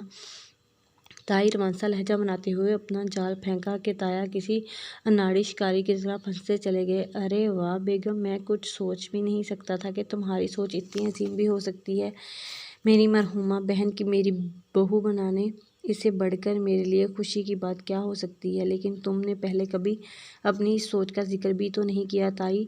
تایا نہال ہو گئے تائی کی بات سن کر، یہی سوچ کر چپ رہی کہ جب وقت آئے گا تب ہی ذکر کروں گی، پہلے سے کیا ڈھنڈورا پیٹنا۔ یہ نہیں کہا کہ اسبا کے مستقل چلے جانے کی صورت میں ان کے گھر کی کایا پلٹ جانی تھی۔ وہ تو گھر کو کئی سال پہلے ہی اسبا کی سونپ کر بری الزام ہو بیٹھی تھی، اب اسبا کی شادی کا خیال ہی انہیں ہلائے گیا، وہ بھی اتنے اعلیٰ اور امیر گھرانے میں لڑکے کو دیکھ کر ان کی آنکھیں ہی گویا کھل گئیں۔ ان کے گھر میں ملازمہ کی طرح رہنے والی اسبا کل تک اپنے تعلیم یافتہ اور امیر شوہر کے ساتھ آئے گی تو کیسے وہ اس کے چہرے کی کا مقابلہ اس کا مقابلہ کریں گی، اچھے گھر اور شوہر کی خوشی برداشت کر پائیں گی۔ پھر بشیر کے علاوہ تمام ملازمین کو فارغ کر دینے والی تائی کو اس بات سے دوری ہرگزر گوارا نہیں تھی۔ انہیں تب ہی اس کے ذہن میں ایک زرخیزہ آئیڈیا آیا۔ وہ فوراً ہی نیچے شاہانہ کے پاس بھاگی اور لڑکے کی حیثیت، شکل و صورت، امارت، ہر چیز کا بتا کر یہ احساس بھی جتا دیا کہ اس کی بچیاں بھی ان کی بچیاں ہیں، وہ کب ان کا برا چاہتی ہے۔ اسبا کا بھی کچھ نہ کچھ ہو ہی جائے گا، ابھی تو کم عمر ہے۔ وہ فوراً ہی سبین کو اوپر لائیں کہ تایا نے صرف اپنے گھر کی بچیوں کا ذکر ہی کیا تھا، ان لوگوں سے تو وہ تو آج بچی کو دیکھنے آئے تھے۔ شاہانہ تو ہمارے عقیدہ کے دوہری ہو گئیں۔ جیٹھانی اور دیورانی میں ایسا پہنچایا لمحوں میں جڑ گیا کہ سکی بہنیں بھی دیکھی تو شرما جائیں۔ پھر تمام بات چیت سے بے خبر اسبا کھانے بناتی کچن میں ہی رہ گئی اور سبین کا رشتہ پکا بھی ہو گیا۔ جہاں تک بات تھی صبح کو بہو بنانے کی، تو ابھی تو ایک کارگر بہانہ بنا کر اسبا کو انہوں نے اپنے پاس روک لیا تھا۔ کل کس نے دیکھی ہے، کل کی کل دیکھی جائے گی۔ انہوں نے فون رکھتے دل ہی دل میں بروقت تردید اور اس پر عمل خود کو شاباش دیتے ہوئے سوچا، یہ جانے بغیر کہ ان کو چائے دینے کے لیے آتی اسبا نے نہ صرف ان کا لفظ بقول سنا، پھر دل میں اترا اور تائی کے ایک اور بار احسان کے نیچے خود کو دبتا محسوس کیا۔ میں اس گھر میں ہمیشہ کے لیے رہ جاؤں گی، اس سے بڑھ کر خوشی بھلا کیا ہوگی میرے لیے۔ لیکن اشر کو تو اس حوالے سے میں نے کبھی دیکھا ہی نہیں، اور وہ خود بھی تو کتنا لاپرواہ سا ہے۔ خیر کوئی بات نہیں، میرے لیے سب سے بڑی بات یہی ہے کہ میں اپنوں میں رہوں گی۔ میٹھے میٹھے کئی سپنے بنتی اس کی سنہری آنکھیں جیسے لو دینے لگی تھیں۔ گریجویشن کی ڈگری ہاتھ میں آتے ہی اس نے گورنمنٹ کی طرف سے نکلی ٹیچرز کی اسامیوں پر اپلائی کیا، اور جس روز اپائنٹمنٹ لیٹر اس کے ہاتھ آیا وہ دیوانی ہی ہو اٹھی۔ وہ اپنی پہچان ایک باعزت ذریعے اور رشتے سے چاہتی تھی۔ اس نے کبھی بھی ایک گانے والی بننا اور خود کو کہلوانا پسند نہیں کیا تھا۔ یہ تو وقت اور حالات تھے جس سے مجبور ہو کر وہ یہ سب کرتی تھی، پر اس کا دل جانتا تھا کہ کیسے کانٹوں پر چلنے کے مترادف وہ سفر تھا جو اس نے گزارا تھا۔ پھر اس کی دعائیں رنگ لائی تھیں۔ وہ ایک مہربان رہنما کا ہاتھ پکڑ کر اس دلدل سے نکل آئی تھی، اور محبت کے سہارے اس نے محنت اور کوشش کا سفر جاری رکھا تھا۔ اس کے رب نے اس کی محنت رائگاں نہیں جانے دی۔ وہ کئی سال بعد ہی صحیح پر اپنی حیثیت اور شناخت بدلنے میں ناکام ہو گئی تھی۔ کئی سال پہلے وہ لوگوں کے دلوں کو اپنی آواز سے بہلانے والی گلوکارہ نازی، آج کئی سال بعد دلوں میں آگاہی اور علم کا نور روشن کرنے والی مسز ناز احمد تھی۔ پر وہ پگلی یہ بھول گئی تھی کہ انسان ایک گناہ کرنے کے ہزار نیکیاں بھی کرے تب بھی اس کا ایک گناہ سب نیکیوں پر یاد رکھا جاتا ہے۔ کون یاد رکھتا ہے انسانوں، اور ہر ہزاروں گناہ کرنے کے بعد انسان صرف ایک نیکی کا ارادہ ہی کرے تو نیکی لکھی جاتی ہے۔ کس کے حکم سے؟ رحمان کے حکم سے۔ اس کوشش اور جدوجہد سے وہ خود اور احمد جہاں زیب ہی خوش تھے۔ ان کو فخر تھا اماں جی اور احمد جہاں زیب کے خاندان نے اسے ہمیشہ ایک گانے والی کے نام سے ہی پکارا تھا، اور اس کی یہی شناخت ہی یاد رکھی تھی۔ کتنا بھی پڑھنے لکھنے اور ثانی بننے کے ڈھونگ رچالے رہے گی تو گانے والی اور گھر سے بھاگ کے آنے والی نہ۔ بلال اپنے ماں باپ کی طرح صابر بچہ تھا، اگرچہ فطرت اس میں تجسس کا مادہ ہونے کی وجہ سے کئی سوال اس کی زبان کی نوک پر ہی مچل جاتے۔ امی، آپ کے امی ابو تو اللہ تعالیٰ کو پیارے ہو گئے، پر بابا کی امی تو زندہ ہیں نا؟ بابا کہتے ہیں میرے 2 چچا اور بچے بھی ہیں اماں جی کے پاس رہتے ہیں، پھر ہم وہاں کیوں نہیں جاتے؟ وہ منہ میں پنسل کا سرا دبا کر کچھ دیر سوچنا بھی ناز سے پوچھا تو اس کے دل سے آہ نکل جاتی۔ بھلا اس معصوم بچے کو کیا بتاتی؟ سو کبھی کہانیاں سنا کر بہلا لیتی تو کبھی کوئی چیز دے کر۔ صبح احمد جہاں زیب پہلے بلال کو اس کے کالج چھوڑتے، پھر ناز کو اس کے اسکول، اسی طرح واپسی پر ناز اپنے اسکول سے واپس آتے ہوئے بلال کو لیتے ہوئے گھر آتی۔ اس کی ہیڈ بہت اچھی اور تعارف کرنے والی خاتون تھی۔ چھٹی سے 10 منٹ پہلے ہی ناز کو فارغ کر دیتی تاکہ وہ بلال کی چھٹی کے وقت تک پہنچ سکے۔ رکشہ احمد جہاں زیب نے ان کو لگوا کر دیا تھا، جس پر وہ ماں بیٹا واپس آتے۔ بلال کو کپڑے تبدیل کروا کر کچھ دیر آرام کرنے کو کہتی، تب تک کھانا بنا لیتی۔ احمد جہاں زیب 5 بجے کے بعد ہی آتے، تب تک وہ بلال کو ہوم ورک کروا چکی ہوتی۔ نیچے سے آنے والی آوازیں، شور شرابہ کبھی ان کو متاثر کرتا۔ اب وہ لوگ اپنی ایک مکمل اور نارمل اور خوبصورت زندگی میں مگن تھے۔ گھر میں سبین کی شادی کے سلسلے میں ایک خوشگوار سی مچل تھی۔ تائی اور چچی شاہانہ صبح کی نکلتی شام کو گھر کی راہ لیتی۔ دلوں میں ایک دوسرے کے خلاف بے پناہ بغض رکھنے والی دونوں اس وقت باہم شیر و شکر تھی۔ تایا اور تائی کی آمد بھی شادی کے دنوں میں متوقع تھی، جبکہ 15 دن بعد ہی کتنے دن ہو گئے چچی سے اسبا کا ملنے کو بہت دل کر رہا تھا، لیکن موقع نہیں مل رہا تھا۔ آج میدان صاف تھا، اس نے کمرے لاقی بشیر لاؤنج میں ٹی وی پر فلم دیکھنے میں مگن تھا۔ اسبا کی موجودگی میں ایسی جاشی وہ اکثر کر لیا کرتا تھا۔ اس کو گھر کا خیال رکھنے کا کہہ کے اس نے کچن میں آ کر پلیٹ میں گاجر کا حلوہ نکالا، جو کل ہی سبین صاحبہ کی فرمائش پر اس نے 3 گھنٹے کی محنت کے بعد بنایا تھا۔ ہونے والی دلہن آج کل ایک خصوصی قسم کا پروٹوکول چاہ رہی تھی اور اس کی فرمائش پوری کرنے کا ٹاسک صبح کو بھی پورا کرنا پڑتا۔ اگرچہ بلال بھی گھر پر ہی ملنا تھا کہ ہفتہ وار تعطیلات تھی، چھٹیاں تھیں، پر چچی سے ملنے کو اتنا دل کر رہا تھا کہ اتنی بڑی بات کو ہی نظر انداز کرنے کی ٹھانی۔ میں نے ہی منہ ہی لگانا اس کو، میں تو بس چچی کو ملنے جا رہی ہوں، اس نے سوچا اور بیرونی گیٹ کے پاس آ کر اب بنی سیڑھیاں چڑھنے لگی۔ اوپر والے پورشن میں ایک بھرپور اور گھریلو سا منظر ہمیشہ کی طرح اس کے اندر ایک انجانی کسک جگا گیا۔ چچی کرسی پر بیٹھی ہوئی نیچے الٹی پلٹی مارے بیٹھے بلال کے گھنے بالوں میں تیل کی مالش کر رہی تھیں۔ کئی دفعہ کہا ہے، شیطان کا الارم لینے سے وہ فوراً ہی حاضر ہو جاتا ہے۔ آج آپ جانتی نہیں تھیں، آج ہی اپنی آنکھوں سے دیکھ بھی لیں۔ بلال نے یوں ہی اسے نمودار ہوتے دیکھا، فوراً ہی زوردار آواز میں اپنی ماں سے مخاطب ہو کر کہا تو انہوں نے فوراً ہی اس کے کندھے پر ایک تھپڑ رسید کیا۔ فضول باتیں مت کرو بلال، انہوں نے اپنے مخصوص نرم لہجے میں بلال کو تنبیہ کی۔ اصبا نے فی الحال جواب کسی اور وقت کے لیے رکھ چھوڑا اور بلال کو مکمل طور پر نظر انداز کرتے ہوئے چچی کو سلام کیا۔ ہر بار ہی وہ اسے سلام کرنے کی اچھی عادتوں اور اس کے خصائل پر بہت کچھ بتاتی۔ چچی نے بہت خوش ہو کر اس کے سلام کا جواب دیا۔ آج تو اصبا کی بھی شکل دکھائی دے دی، بہت دن ہو گئے، یاد کر رہی تھی کہ میری بیٹی خفا تو نہیں ہوگی میری کسی بات پر۔ نہیں چچی، آپ سے تو میں کبھی ناراض ہو ہی نہیں سکتی، آج کل گھر میں سبین کی شادیوں کی وجہ سے کافی کام ہے تو آنا ہی نہیں ہو سکا۔ یہ گاجر کا حلوہ لائی ہوں آپ کے لیے، آپ کو پسند ہے، کل بنایا تھا آپ کے لیے الگ سے نکال کر رکھ دیا، اس نے تفصیلاً بتاتے ہوئے پلیٹ ٹیبل پر رکھی۔ بلال ان سے تھوڑی دور پڑی چارپائی پر جا کر لیٹ گیا۔ سبین کی شادی ہے، ماشاءاللہ، اللہ نصیب اچھے کرے، بہت چھوٹی سی جب دیکھا تھا، اب کل ہی کی تو بات تھی، پھر بچیوں کو بڑا ہوتے دیر ہی کہاں لگتی ہے، چچی کچھ کھوئے سے لہجے میں بولیں۔ اصبا نے ایک چور نظر سامنے چارپائی پر لیٹے بلال پر ڈالی، جس نے اپنے سینے پر موبائل رکھا ہوا تھا، کانوں میں ہینڈ فری لگائے، اس کے پاؤں مسلسل حرکت میں تھے۔ اس نے اپنی کرسی چچی کے پاس کھسکائی اور گلنار ہوتے چہرے کے ساتھ آہستہ آہستہ چچی کو تائی کی ہونے والی ساری گفتگو سنا دی۔ چچی نے بقول اس کی گفتگو سنتے ہوئے اس کا خوبصورت رنگ چہرہ دیکھا۔ جتنا بھی بے نیاز بنتی، اپنی ذات اور حلیے سے لاپرواہ رہتی، پر تھی تو وہ بھی ایک لڑکی ہی نا، جس کے فطرت میں ایک گھر کی خواہش قدرت کی طرف سے لکھ دی جاتی ہے۔ تاہم چچی دل ہی دل میں ضرور الجھن کا شکار ہو گئی۔ تائی کی فطرت سے وہ تب سے آگاہ تھی جتنی اصبا کی عمر تھی۔ پھر بلال نے ڈھکے چھپے لفظوں میں انہیں 1-2 بار بتایا تھا کہ تائی کے دونوں بیٹوں کی شہرت یونیورسٹی میں کچھ اچھی نہیں ہے۔ اچھا بیٹا، اللہ کرے ایسا ہی ہو جیسے تم کہہ رہی ہو، اللہ تم سمیت ہر بیٹی کا نصیب اچھا کرے۔ انہوں نے اصبا کے سر پر ہاتھ رکھ کر دعا دی۔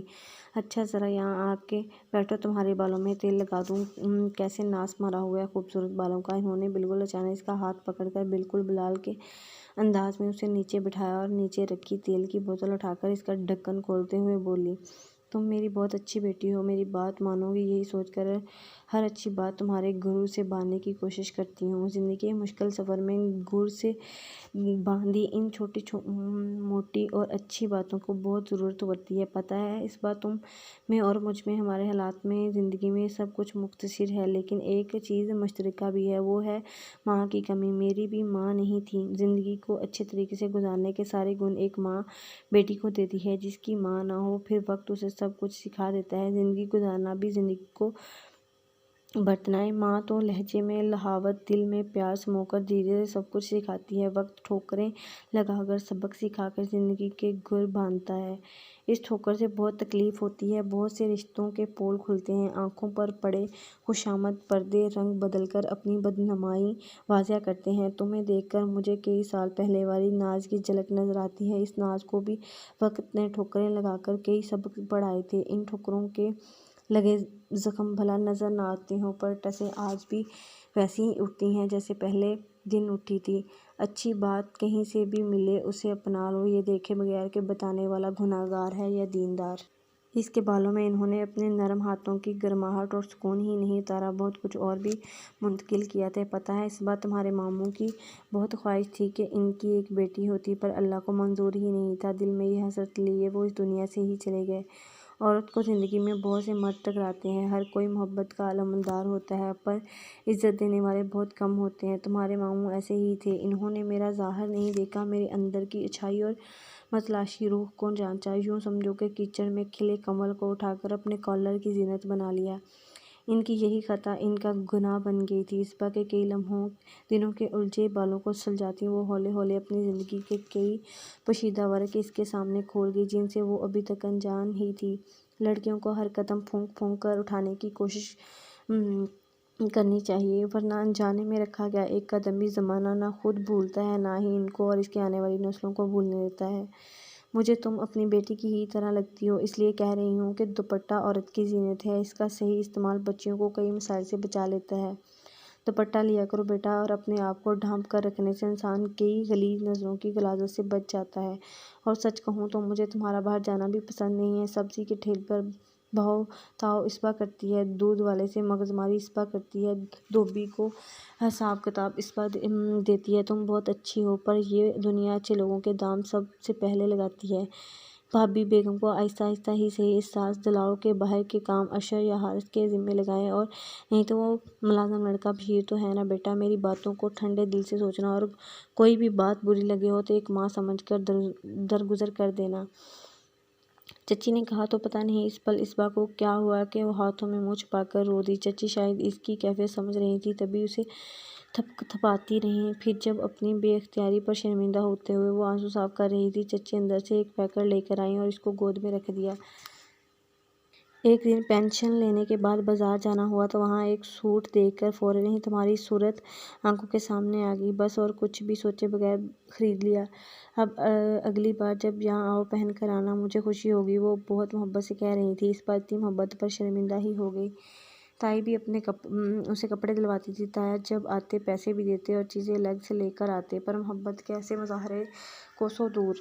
اسے محبت اور شفقت کے معنی چچی کے ہاں آ کر پتہ چلتے، یا پھر چچی شاہانہ جب بیٹیوں کے لاڈ اٹھاتی، اسے ایک کمی کا احساس اندر کہیں دور تک گھیر لیتا۔ جب سے چچی کے ہاں اس نے آنا شروع کیا تھا، اس کی باتیں وقتی طور پر ہی صحیح اس کے اندر کبھی گہرا اضطراب جگا ڈالتی تو کبھی سکون کی لہریں موجون کر دیتی۔ یہ تھا کہ ہر بار چچی کے گھر سے واپسی پر اس کا تہی دامن محبتوں سے مالا مال ہوتا۔ ویسے امی، آج یہ جیت چنگی طیارہ پیگی بلی کیوں بنا ہوا ہے؟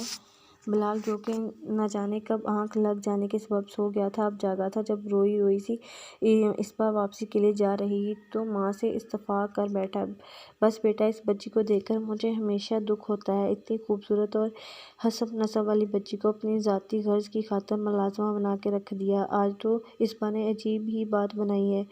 صبح امی نے اسبا کی بتائی ہوئی بات اور بتا دی کہ تائی اسے اپنی بہو بنا کر ہمیشہ کے لیے گھر پر رکھنا چاہتی ہیں۔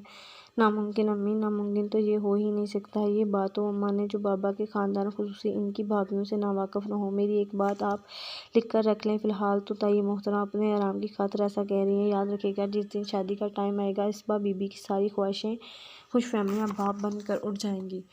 تائی تو تائی جان، ان کے دونوں صاحبزادے سے بڑی اچھی طرح واقف ہوں میں۔ ان دونوں کی اڑان بہت اونچی ہے، اسبا کو کبھی بھی گھاس نہیں ڈالیں گے، اور اشر تو آج کل کچھ اور ہی چکروں میں ہے۔ خدا نہ کرے ایسے ہو جیسے تم کہہ رہے ہو۔ بس میری تو یہی دعا ہے کہ جو بھی ہو اچھا ہو اس کی بچی کے ساتھ۔ بن ماں باپ کی بچی ہے، اللہ اسے اس کا نصیب اچھا کرے، آمین۔ ویسے خدشات جو امی کے دل میں تھے، بلال کی زبان سے ادا ہوتے دیکھ کر بے ساخت ہی دعا مانگنے لگی۔ بلال بھی کسی گہری سوچ میں تھا۔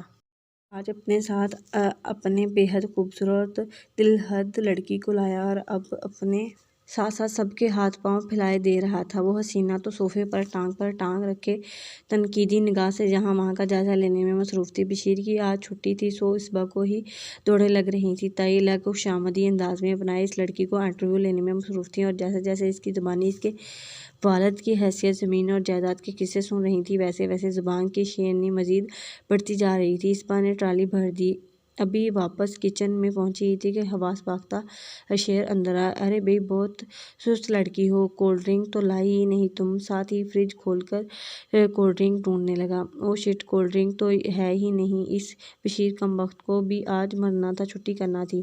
وہ جھنجھلایا، ساتھ میں اسبا کو بھی بھوک لا دیا، اور جب سے شیر کو اپنے حوالے سے دیکھنے لگی تھی، اس کو اس لڑکی کی آمد اور اس کے انداز ویسے ہی برے لگ رہے تھے۔ اوپر سے اشیر اور تائی کا اس کو اہمیت دینا بری طرح کھل رہا تھا۔ ایسا کرو اسبا، جلدی سے بھاگ کر یہ نکڑ والی شاپ سے کولڈ ڈرنکس اور کچھ سافٹ ڈرنکس پکڑ لاؤ۔ اس کی عجلت حد سے سوا تھی۔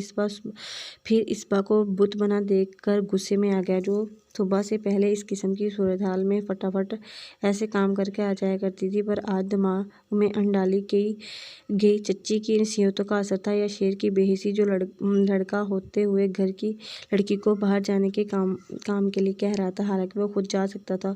اف جاؤ بھی، اب جا، مجھے بھیجنے کا ارادہ ہے، شیر نے اسے ٹوکا، ساتھ ہی طنز کہا جیسے اس کا مارکیٹ جانا کوئی عیب کا کام ہو۔ اسبا نے مشینی انداز میں اس کے ہاتھ سے وہ بڑا نوٹ پکڑا اور آگے بڑھ گئی۔ گیٹ تک آتے آتے اس نے پتہ نہیں کیوں اپنے حلیے پر نظر ڈالی۔ 3 دن سے پہنا ہوا سوٹ دوپٹہ حسب معمول نہیں تھا۔ زندگی میں پہلی بار اسے دوپٹے کے بنا گیٹ پار کرتے ہوئے بے حد حیا آئی۔ ایسے لگا پر نظریں اس کے جسم کو کھوج رہی ہوں۔ حالانکہ اس نے اوپر والا سویٹر لٹکا ہوا تھا، پھر بھی خود کو سمیٹتے ہوئے وہ مشکل نکڑ والی شاپ تک آئی۔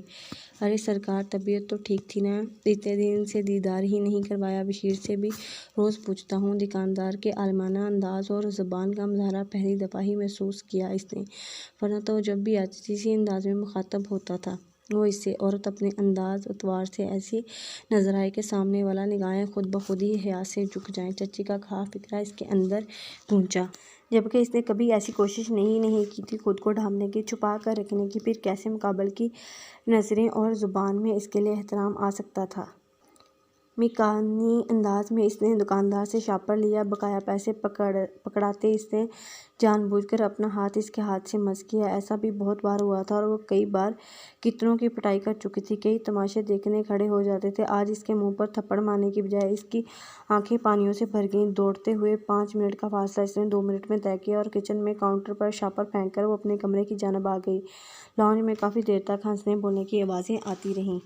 زندگی میں اور کائنات میں تبدیلی قدرت کا اصول ہے، اور ناز کی زندگی میں صرف تبدیلی نہیں آئی تھی، ایک خوفناک انقلاب آیا تھا، طوفان آیا تھا، جس نے اس کی پرسکون زندگی کو گہرے اندھیروں میں بدل ڈالا تھا۔ حسب معمول احمد جہاں زیب اس دن گھر آئے تو کچھ پریشان سے تھے۔ اس کے استعفا پر انہوں نے بتایا کہ طبیعت کچھ بوجھل سی ہے۔ رات تک وہ شدید گھبراہٹ کا شکار ہی نہیں ہوئے، بلکہ ان کی دائیں کندھے اور دل میں اتنی زور کا درد اٹھا کہ بے حال ہی ہو گئے۔ ناز، یہ فون لے کر میری طبیعت کا بتاؤ جلدی۔ اپنی بائیں سائیڈ کو پکڑے تکلیف سے دوہرے ہوتے انہوں نے ناز کو اپنے بزنس پارٹنر کو کال کرنے کا کہا۔ ناز تو رو ہی پڑی۔ ان کی حالت دیکھ کر اس نے جلدی سے مبشر کو کال کر کے جلدی پہنچنے کو کہا۔ تھوڑی دیر میں ہی جہاں زیب کی گھبراہٹ اور درد حد سے سوا ہو گیا، پھر حالت بھی غیر ہو گئی، اتنی کہ وہ بے ہوش ہو گئے۔ کتنے عرصے بعد ناز نے وہ دہلیز عبور کی جہاں اس کی آمد کا مسلسل کئی عرصے قبل روک دیا گیا تھا۔ اماں جی بھی ماں تھیں۔ روتی ہوئی ناز سے بیٹی کی حالت کا سن کر ہانپتے کانپتے اوپر آئی۔ تب تک احمد جہاں زیب کا دوست بھی پہنچ چکا تھا، پر اس بروقت پہنچنا بھی بے سود رہا۔ اجل کا فرشتہ وقت مقرر پر اس کی روح قبض کر کے جا چکا تھا۔ ناز کی دنیا ہی اندھیر ہو گئی۔ دونوں بھائیوں نے بھی جنازے میں شرکت کی، دنیا دکھاوے کو ہی صحیح۔ اس کی بیویاں بھی آئی تھیں۔ ناز جب تک عدت میں رہی، اماں جی اوپر آ جاتی، کبھی بلال کو بھی بلاوا بھیج دیتی۔ ہاں، اتنی مہربانی کی ناز پہ کہ درمیان کا دروازہ ہمہ وقت کھلا رہتا جب تک اماں جی زندہ رہیں، بھلے ناز سے ویسے ہی روا رکھے بات کرتی، پر بلال کو بلواوا بھیجتی۔ اس کے دنیا سے رخصت ہو جانے کے بعد ناز کا نیچے والوں سے وہ ٹوٹا پھوٹا رشتہ بھی ختم ہو کر رہ گیا۔ ایک بے حد مشکل اور کڑی دھوپ تلے ایک سفر تھا جو ناز نے طے کرنا تھا۔ جوان جہان خوبصورت بیوہ نے ہر خوشی اپنے اوپر حرام کرتے ہوئے خود کو سمیٹ کر صرف بیٹے کے لیے جینے کی ٹھانی۔ پھر دنیا نے دیکھا کہ احمد جہاں زیب کی بیوی نے خود کو ایک دائرے میں سمو لیا جس کے اندر کسی کو آنے کی اجازت نہیں دی۔ پہلے وہ صرف چادر لیتی تھی، اب اس نے عبایا لینا شروع کر دیا۔ آنا جانا تو پہلے بھی محدود تھا، اب تو بالکل ہی ختم کر دیا۔ بس ہر ماہ جب تنخواہ ہاتھ آتی ضرور سودا سلف لینے یا باہر جاتی۔ بس بلال ایک سمجھدار بچہ تھا جس کو وقت اور حالات نے وقت سے پہلے ہی ایسا بڑا کر دیا وہ عام بچوں کی طرح اسے کبھی بھی کسی معاملے میں تنگ نہ کرتا، اور آج تک وہ سلسلہ ویسا ہی تھا۔ FSC کے بعد تو اس نے اکیڈمیز میں ٹیوشن پڑھانا شروع کر دی، حالانکہ اس کو خود بھی اس وقت اور توجہ کی بے حد ضرورت تھی، لیکن وہ اپنی ماں کی محدود آمدنی اور گھر کے حالات جانتا تھا۔ کبھی تہواروں پر تایا چچا آئے ہوتے تو اسے بلا کر عیدی وغیرہ تھما دیتے کرتے، اس پر بھی اس کی بیویوں کی تنویری چڑھ جاتی۔ اس ناگواری کو جان کر بلال نے ان کے بلاوے پر جانا ہی چھوڑ دیا، اور اس کے گزرے کی وجہ یا سبب جانے بغیر ان لوگوں نے بھی اسے بلانا چھوڑ دیا۔ اب جبکہ وہ FSC کے فائنل ایئر میں تھا، ایک کمپنی میں پارٹ ٹائم جاب کرتا تھا، جبکہ ناز نے 2 سال پہلے ہی ریٹائرمنٹ لی تھی۔ غیر محسوس انداز میں اسبا نے اب باہر کے کاموں کے لیے جانا بالکل ہی ترک کر دیا تھا۔ زیادہ تر بشیر کو بیٹی، اور اگر وہ نہ بھی ہوتا، شیر یا حارث کے منہ پر کہہ دیتی کہ وہ خود چلے جائیں۔ اپنے کپڑے کھول کر دیکھے پر انکشاف ہوا کہ درجنوں کپڑوں میں سے دوپٹوں کے نام پر اس کے پاس ایک بھی کپڑا نہیں تھا۔ نہ کبھی تائی نے اس جانب توجہ دلائی، نہ خود اسے کبھی ضرورت محسوس ہوئی۔ صفائی کو نصف ایمان ایسے ہی نہیں کہا گیا۔ گھر ہو، کپڑے ہوں یا جسم ہو، ہر چیز میں صفائی ضروری ہے، اور سب سے بڑھ کر ضروری ہے انداز کی صفائی، روح کی صفائی، اور جو ایمان کا مکمل کرتی ہے۔ چچی کے اکثر بیشتر کہے فقرات آج کل ہر وقت بے وقت یاد آتے، اور اس کی ظاہری و باطنی حالت بھی بدطریق تبدیل ہوتی جا رہی۔ تائی نے کبھی اس سے نہیں کہا کہ وہ کپڑے تبدیل کر لے، بال بنا لے، اور نماز پڑھنے تک کا تائی کے گھر کوئی تصور نہیں تھا۔ اماں جی جب تک تھیں اہتمام سے نماز ادا کرتی، جبکہ چچی کے گھر وہ ان کو کبھی نماز ادا کرتا دیکھتی تو کبھی ملال نہیں جگا کہ وہ مسلمان لڑکی ہے، اسے بھی نماز پڑھنی چاہیے۔ اسبا نماز پڑھا کرو بیٹا، یہ فرض ہے، ہم پر سکون دیتی ہے اور بہت سی بری باتوں سے بچا لیتی ہے۔ دھیرے سے اسے کہہ کر وہ جائے نماز لپیٹ لیتی۔ اسبا ان سنی کر دیتی، یہ سوچ کر کہ ابھی کون سا اس کی عمر ہے نماز پڑھنے کی۔ اس کی فرصت اور اثر روح کو سمجھے بغیر وہ جو اپنے آپ کو سمجھنے اور پرکھنے کے عمل سے گزر رہی تھی، اسے پتہ نہیں تھا کہ گھر میں دوسری جانب کیا کھچڑی پک رہی ہے۔ قسم سے اماں، وارے نیارے ہو جائیں گے، ہمارا تو عائشہ کا باپ مجھے امریکہ بھیجنے اور انسپائر کرنے کو تیار ہے۔ اکلوتی بیٹی ہے وہ، اپنے ماں باپ کی ڈیفینس میں 2 بنگلے اسی کے نام پر ہیں۔ یہ تو میری قسمت اچھی تھی کہ اس کی نظر کرم مجھ پر ہو گئی۔ اب جلدی سے ابو سے مشورہ کر کے کل ہی رشتے کے لیے چلی جائیں۔ اس نے اپنے ماما پاپا کو منا لیا ہے۔ اشر خوشی سے تائی کے گھٹنے سے لگا بیٹھا ساری تفصیل بتا رہا تھا۔ واہ بھئی، تمہاری تو لاٹری لگ گئی سمجھو، اور ہاں، امریکہ جا کے مجھے بھول مت جانا، پہلے مجھے بلوانا ہے تم نے۔ حارث کے اس کا کندھا ہلا کر اپنی طرف توجہ دلائی۔ ہاں کیوں نہیں، تمہیں نہیں بلاؤں گا تو پھر کس کو بلانا ہے اس نے؟ پہلے تو مجھے لے کر پھر 1-2 دفعہ ہوں، پھر تمہارے باپ سے بھی بات کر لیں گے۔ ان کو بھی بتا دیا تو ان کے پیٹ میں کب رکتی ہے بات؟ بھائی کو بتائے بغیر تمہارے چچا نے بیوی کو بتانی نہیں، سمجھو پھیلی نہیں، اور میں ابھی بات کا بتنگڑ نہیں چاہتی۔ ویسے بھی تمہاری چچی اشاروں کناروں میں مجھ سے اپنی شاہین کے لیے بھی بات کر چکی ہیں۔ بھائی کی نیا تو پار لگ گئی، میرے لیے مت کہہ دینا کسی کو۔ ماں، میں نے بھائی کے نقشے قدم پر چلتے ہوئے کسی اونچی اسامی کو پھنسا کے اپنا فیوچر بنانا ہے۔ چھوٹے کے ادراج بہت اونچے اور واضح تھے۔ چل ہٹ، پہلے ایک کا تو کچھ کرنے دے۔ کافی دیر مستقبل کے سنہرے خواب دیکھتی اور اپنے بیٹوں کو دکھاتی تائی اماں کئی دن پہلے کی کہی بات بھول گئی تھی، جس کو کسی نے سن کر دل میں ہی گہری جگہ پہ چھپا کر رکھ لیا تھا، اور دل کی گہرائی باتیں بہت مشکل سے ہی نکل پاتی ہیں۔ آج اسبا نے چچی کا دیا ہوا سوٹ نہا کر پہنا تھا، بالوں میں کنگھی کی، اور نماز ادا کرنے کا سوچنے کے ساتھ ہی شرمندگی بھی دماغ میں در آئی کہ اسے نماز پوری طرح سے یاد ہی نہیں۔ جب تک تعلیم سے سلسلہ جڑا رہا، نماز کے ارکان صرف یاد رکھنے کی حد تک یاد تھے، اب تو وہ بھی بھول چکے۔ اس نے دل میں فیصلہ کیا کہ چچی سے پہلی صورت میں نماز سیکھنی ہے۔ تائی اپنے کمرے میں سونے جا چکی تھی۔ حارث ابھی بھی ٹی وی سے اٹھ کر گیا تھا، جبکہ صبح کا گیا ہوا اشیر گھر ہی نہ لوٹا تھا۔ اسبا نے ٹی وی آن کیا اور اپنا پسندیدہ ڈرامہ دیکھنے میں مگن کیا ہوئی کہ اشیر کب آیا اسے علم نہ ہو سکا۔ اس کی آمد پر وہ چونکی۔ اشیر کی حالت میں کسی غیر معمولی تبدیلی کا بھی ادراک تھا۔ اس کی سرخ آنکھیں، لڑکھڑاتا لہجہ اور غیر متوازن چال کسی انہونی کی جانب اشارہ کر رہی تھی۔ کیا ہوا اشیر، تم ٹھیک تو ہو نا؟ اسبا نے ریموٹ ٹیبل پر رکھ کر تشویش سے پوچھا۔ ہاں میں ٹھیک ہوں، تم ایک کپ چائے بنا کے میرے کمرے میں جلدی سے، وہ کہہ کر سرخ آنکھوں سے اسے گھورتا اپنے کمرے کی جانب بڑھ گیا۔ اسبا حیرانی سے اس کے رویے کا سوچتی کچن کی جانب بڑھ گئی۔ دن کو اہتمام سے پہنا گیا دوپٹہ صوفے پر اپنی ناقدری پر روتا رہ گیا۔ پرانی عادتیں اتنی جلدی کب بھولتی ہیں؟ اس نے چائے بنائی اور اشر کے کمرے کی جانب بھاگی۔ اشر صوفے پر ہی نیم دراز تھا۔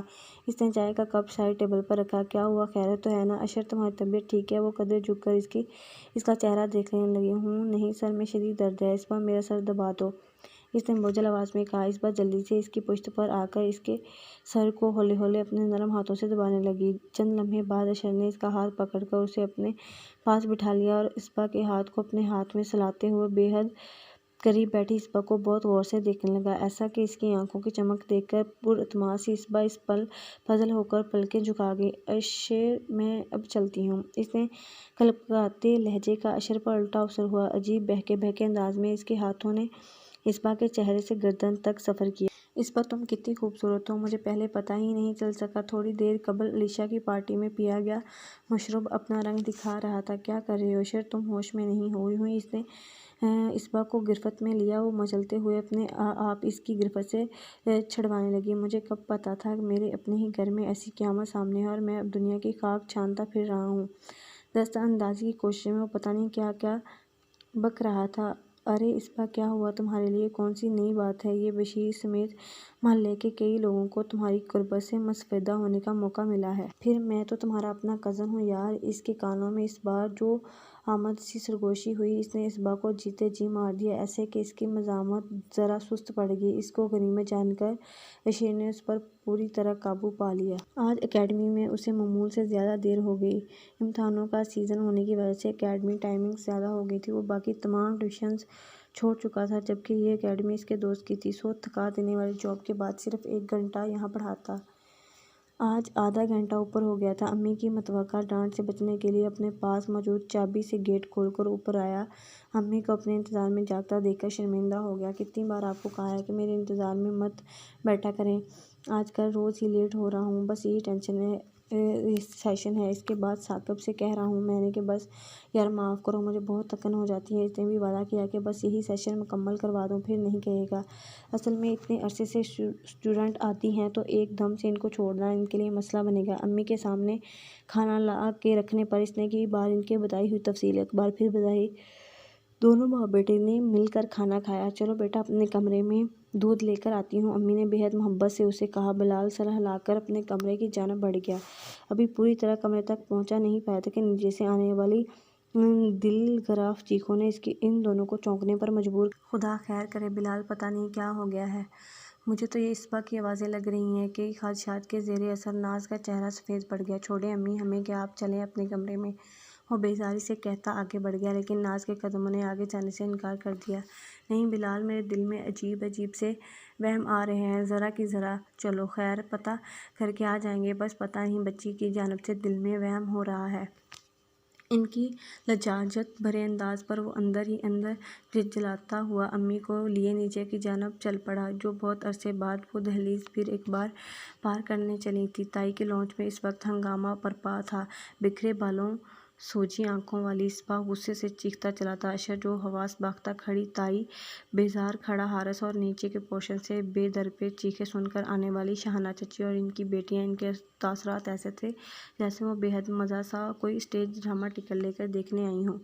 اس لڑکی میں اتنی حیا اور شرم نہیں کہ باہر تو جو کچھ کرتی رہی ہے وہ ایک طرف گھر کے اتنے برس اس کو پناہ دی، نہ اس گھر کی عزت کا خیال رکھا، نہ اپنے تایا کا خیال آیا اس کو۔ بہت بار میرے سے فضول طریقے سے بات کر چکی ہے، فضول حرکتیں تھیں، آج تو اس نے حد کر دی۔ میرے کمرے آ کر جس بے شرمی سے اس نے بات کی، لڑکا ہوتے ہوئے مجھے شرم آ رہی ہے، آپ کو کیسے بتاؤں۔ ایک بار پھر پہلے بھی تفصیل بتا چکا تھا، پر حاضرین کی تعداد بڑھتے دیکھ کر الفاظ کے مقبول رد و بدل کے ساتھ ایک بار پھر کہا۔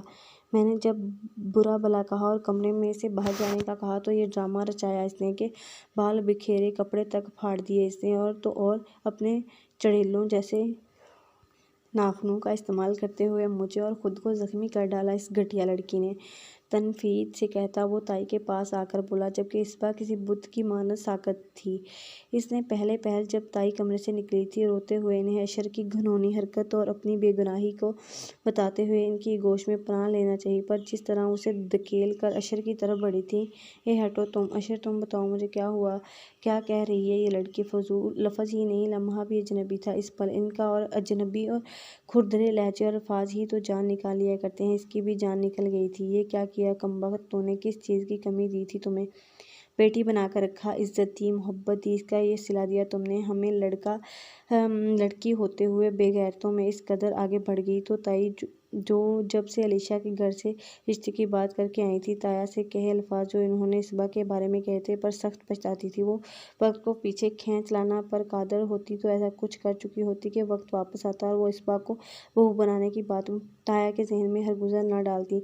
अब जब कुदरत ने खुद ही मौका फराहम किया है तो जैसे गंवा देती उसे, और वक्त और तरकीब को बहाम मिलाकर इसबा वक्त पर इस्तेमाल करने का हुनर ताई से बढ़कर भला कौन जानता था। हालांकि वो अशेर को भी जानती थी, इसबा को भी, और इस वक्त भी दोनों को मालूम था कि अशेर झूठ बोल रहा है, पर इसबा की तायद करने का मतलब उसे हमेशा के लिए अपने गले से लगा कर रखना था। जबकि ताज़ा अमीर होने की चाहत इस कदर स्वार थी कि वो लम्हों में ही अलीशा को ब्याह कर इस घर में ले आना चाहती थी। ताई आप कसम ले ले, मैं सच कह रही हूँ, मैं तो टीवी। अरे बस करो बीबी, तुम्हारे रंग ढंग तो कुछ से भी बदले लग रहे हैं, पर ज़्यादा रोक टोक नहीं की क्या? तो दुनिया एक तरफ, सबसे पहले तुम्हारे ताया ने ही मेरी जान खा लेनी है कि बिन माँ के बच्चे का ख्याल नहीं रखा। क्या पता था कि सारी मोहब्बत ऐशो आराम जो तुम्हें इस घर में मिला, इसको भुलाकर तुम ऐसे गलीज़ कदम उठाओगी। ये वो ताई नहीं थी जो सारा दिन उसबा से मुख्तलिफ काम निकलवाते वक्त अपनी ज़ुबान की शेरनी का ऐसे इस्तेमाल करती गोया इनसे ज़्यादा दुनिया में किसी को भी इसबा से इतनी मोहब्बत नहीं है। एक बात सुन ले अम्मी, इस लड़की को घर से फ़ौरन निकाल बाहर करें। जो एक वक्त ऐसा कर सकती है कई बार कर सकती है। मैं रोज़ ये तमाशा नहीं चाहता। अगर आपने इसको घर से नहीं में रखा तो मैंने यही नहीं रहना। इशरत को अपनी नाकामी का इतना दुख था कि वो अब इसबा को इस घर में बर्दाश्त नहीं कर सकता था। जब वो पूरी तरह इसके काबू में आ चुकी तो पता नहीं ऐसा क्या हुआ कि वो इसकी गिरफ्त से निकल भागी थी। अब ज़ख्मी शेर बना इसका बस नहीं चाह रहा था कि इसबा को कत्ल कर डाले। हाँ तो मैं कौन सा अब उसे रखने वाली। बीबी बोरिया बिस्तर उठाओ और अपनाओ और निकलो यहाँ से। मैं कहाँ तक तुम्हारी निगरानी करती फिरूंगी। ताई की बेहिसी पर इसबा बुखला गई। ताई ऐसा मत करे, मुझे घर से मत निकाले, मैं सच कहती हूँ मैंने ऐसा कुछ नहीं किया। फिर भी मैं हाथ जोड़कर आप सबसे माफ़ी मांगती हूँ। वो रोते हुए ताई के पास आ गई। भाभी आप एक दफ़ा इसकी बात तो सुन लें, वो क्या कहना चाहती है। फिर मामूली सी गलती की वजह से जवान बच्ची को घर से निकालना ठीक नहीं है। बहुत देर से साइड में बिलाल के साथ ये सारा तमाशा देखती नाज से सुबह की इतनी तज़ीज़ बर्दाश्त ना हो सकी तो क्या बोल बैठी, गोया अपनी शामत को आवाज़ दे बैठी। ताई जो अपने ज़ग़म और करफूब में खड़ी इनकी आमद से बेखबर थी, चौंक पड़ी। लो भई मेंढक की को भी ज़ुकाम हुआ। वो ऐसे बड़बड़ाई कि इनकी आवाज़ सब तक बखूबी पहुंची। बीबी तुम तो बात ही मत करो, तुम्हारी कहाँ महसूस होगी इसकी गलत है, जबकि तुम्हारी ऐसी हरकतों की वजह से तुम आज तक ख़ानदान से बाहर बैठी हो, भाग के आई थी ना घर से, तो तुम्हें तो इसकी ऐसी तजलील हरकत छोटी सी गलती ही लगेगी।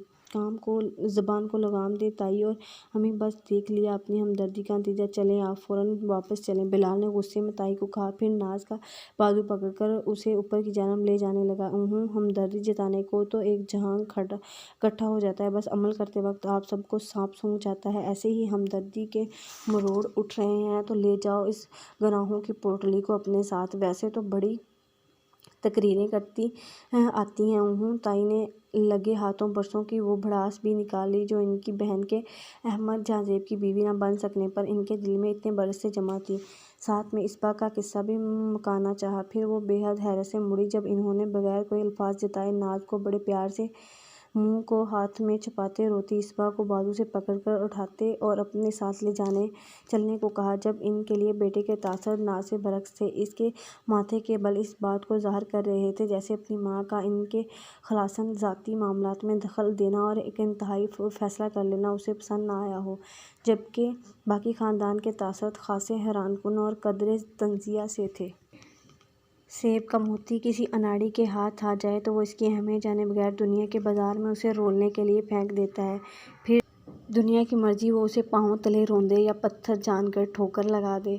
और इस मोती की किस्मत में अगर किसी जौहरी के हाथ लगना लिखा हो तो फिर इसकी किस्मत को संवारने से कोई नहीं रोक सकता। जौहर शनास हाथ तराश खराश के बाद उसे वो रूप देते हैं कि वो हीरा बनकर दुनिया को जगमगा देता है। मेरी पर्सनल डायरी के पहले सफ़े पर गुंदा ये लफ्ज़ इस वक्त सही असर नहीं रखते जब तक डायरी के अगले सफ़े पढ़ते पढ़ते मेरी ज़ात के संवरने का सफ़र साथ साथ तय न किया जाए। 18 साल का इब्तदाई सफ़र तो गोया किसी अंधेरी गार का सफ़र था जिसमें मैंने वो अरसा टामक टोइयाँ مارتے گزارا۔ مسز ناز احمد جہاں زیب صرف روتی ہوئی اصبا کو نہیں لائی تھیں، ساتھ ایک عہد ساتھ لائی تھیں۔ ان کا مجھے گھر لے جانے کے بعد پہلا قدم میری بہترین اصلاح کا تھا۔ میری ذات کی کمیاں دور کرنے کے ساتھ ساتھ انہوں نے میرا کب سے ٹوٹا ہوا تعلیمی سلسلہ تو جاری کروایا ہی، ساتھ ساتھ دنیا میں زندگی گزارنے کے ایسے اسرار موضوع سکھائے جو مرتے دم تک میرے ساتھ رہیں گے۔ میں نے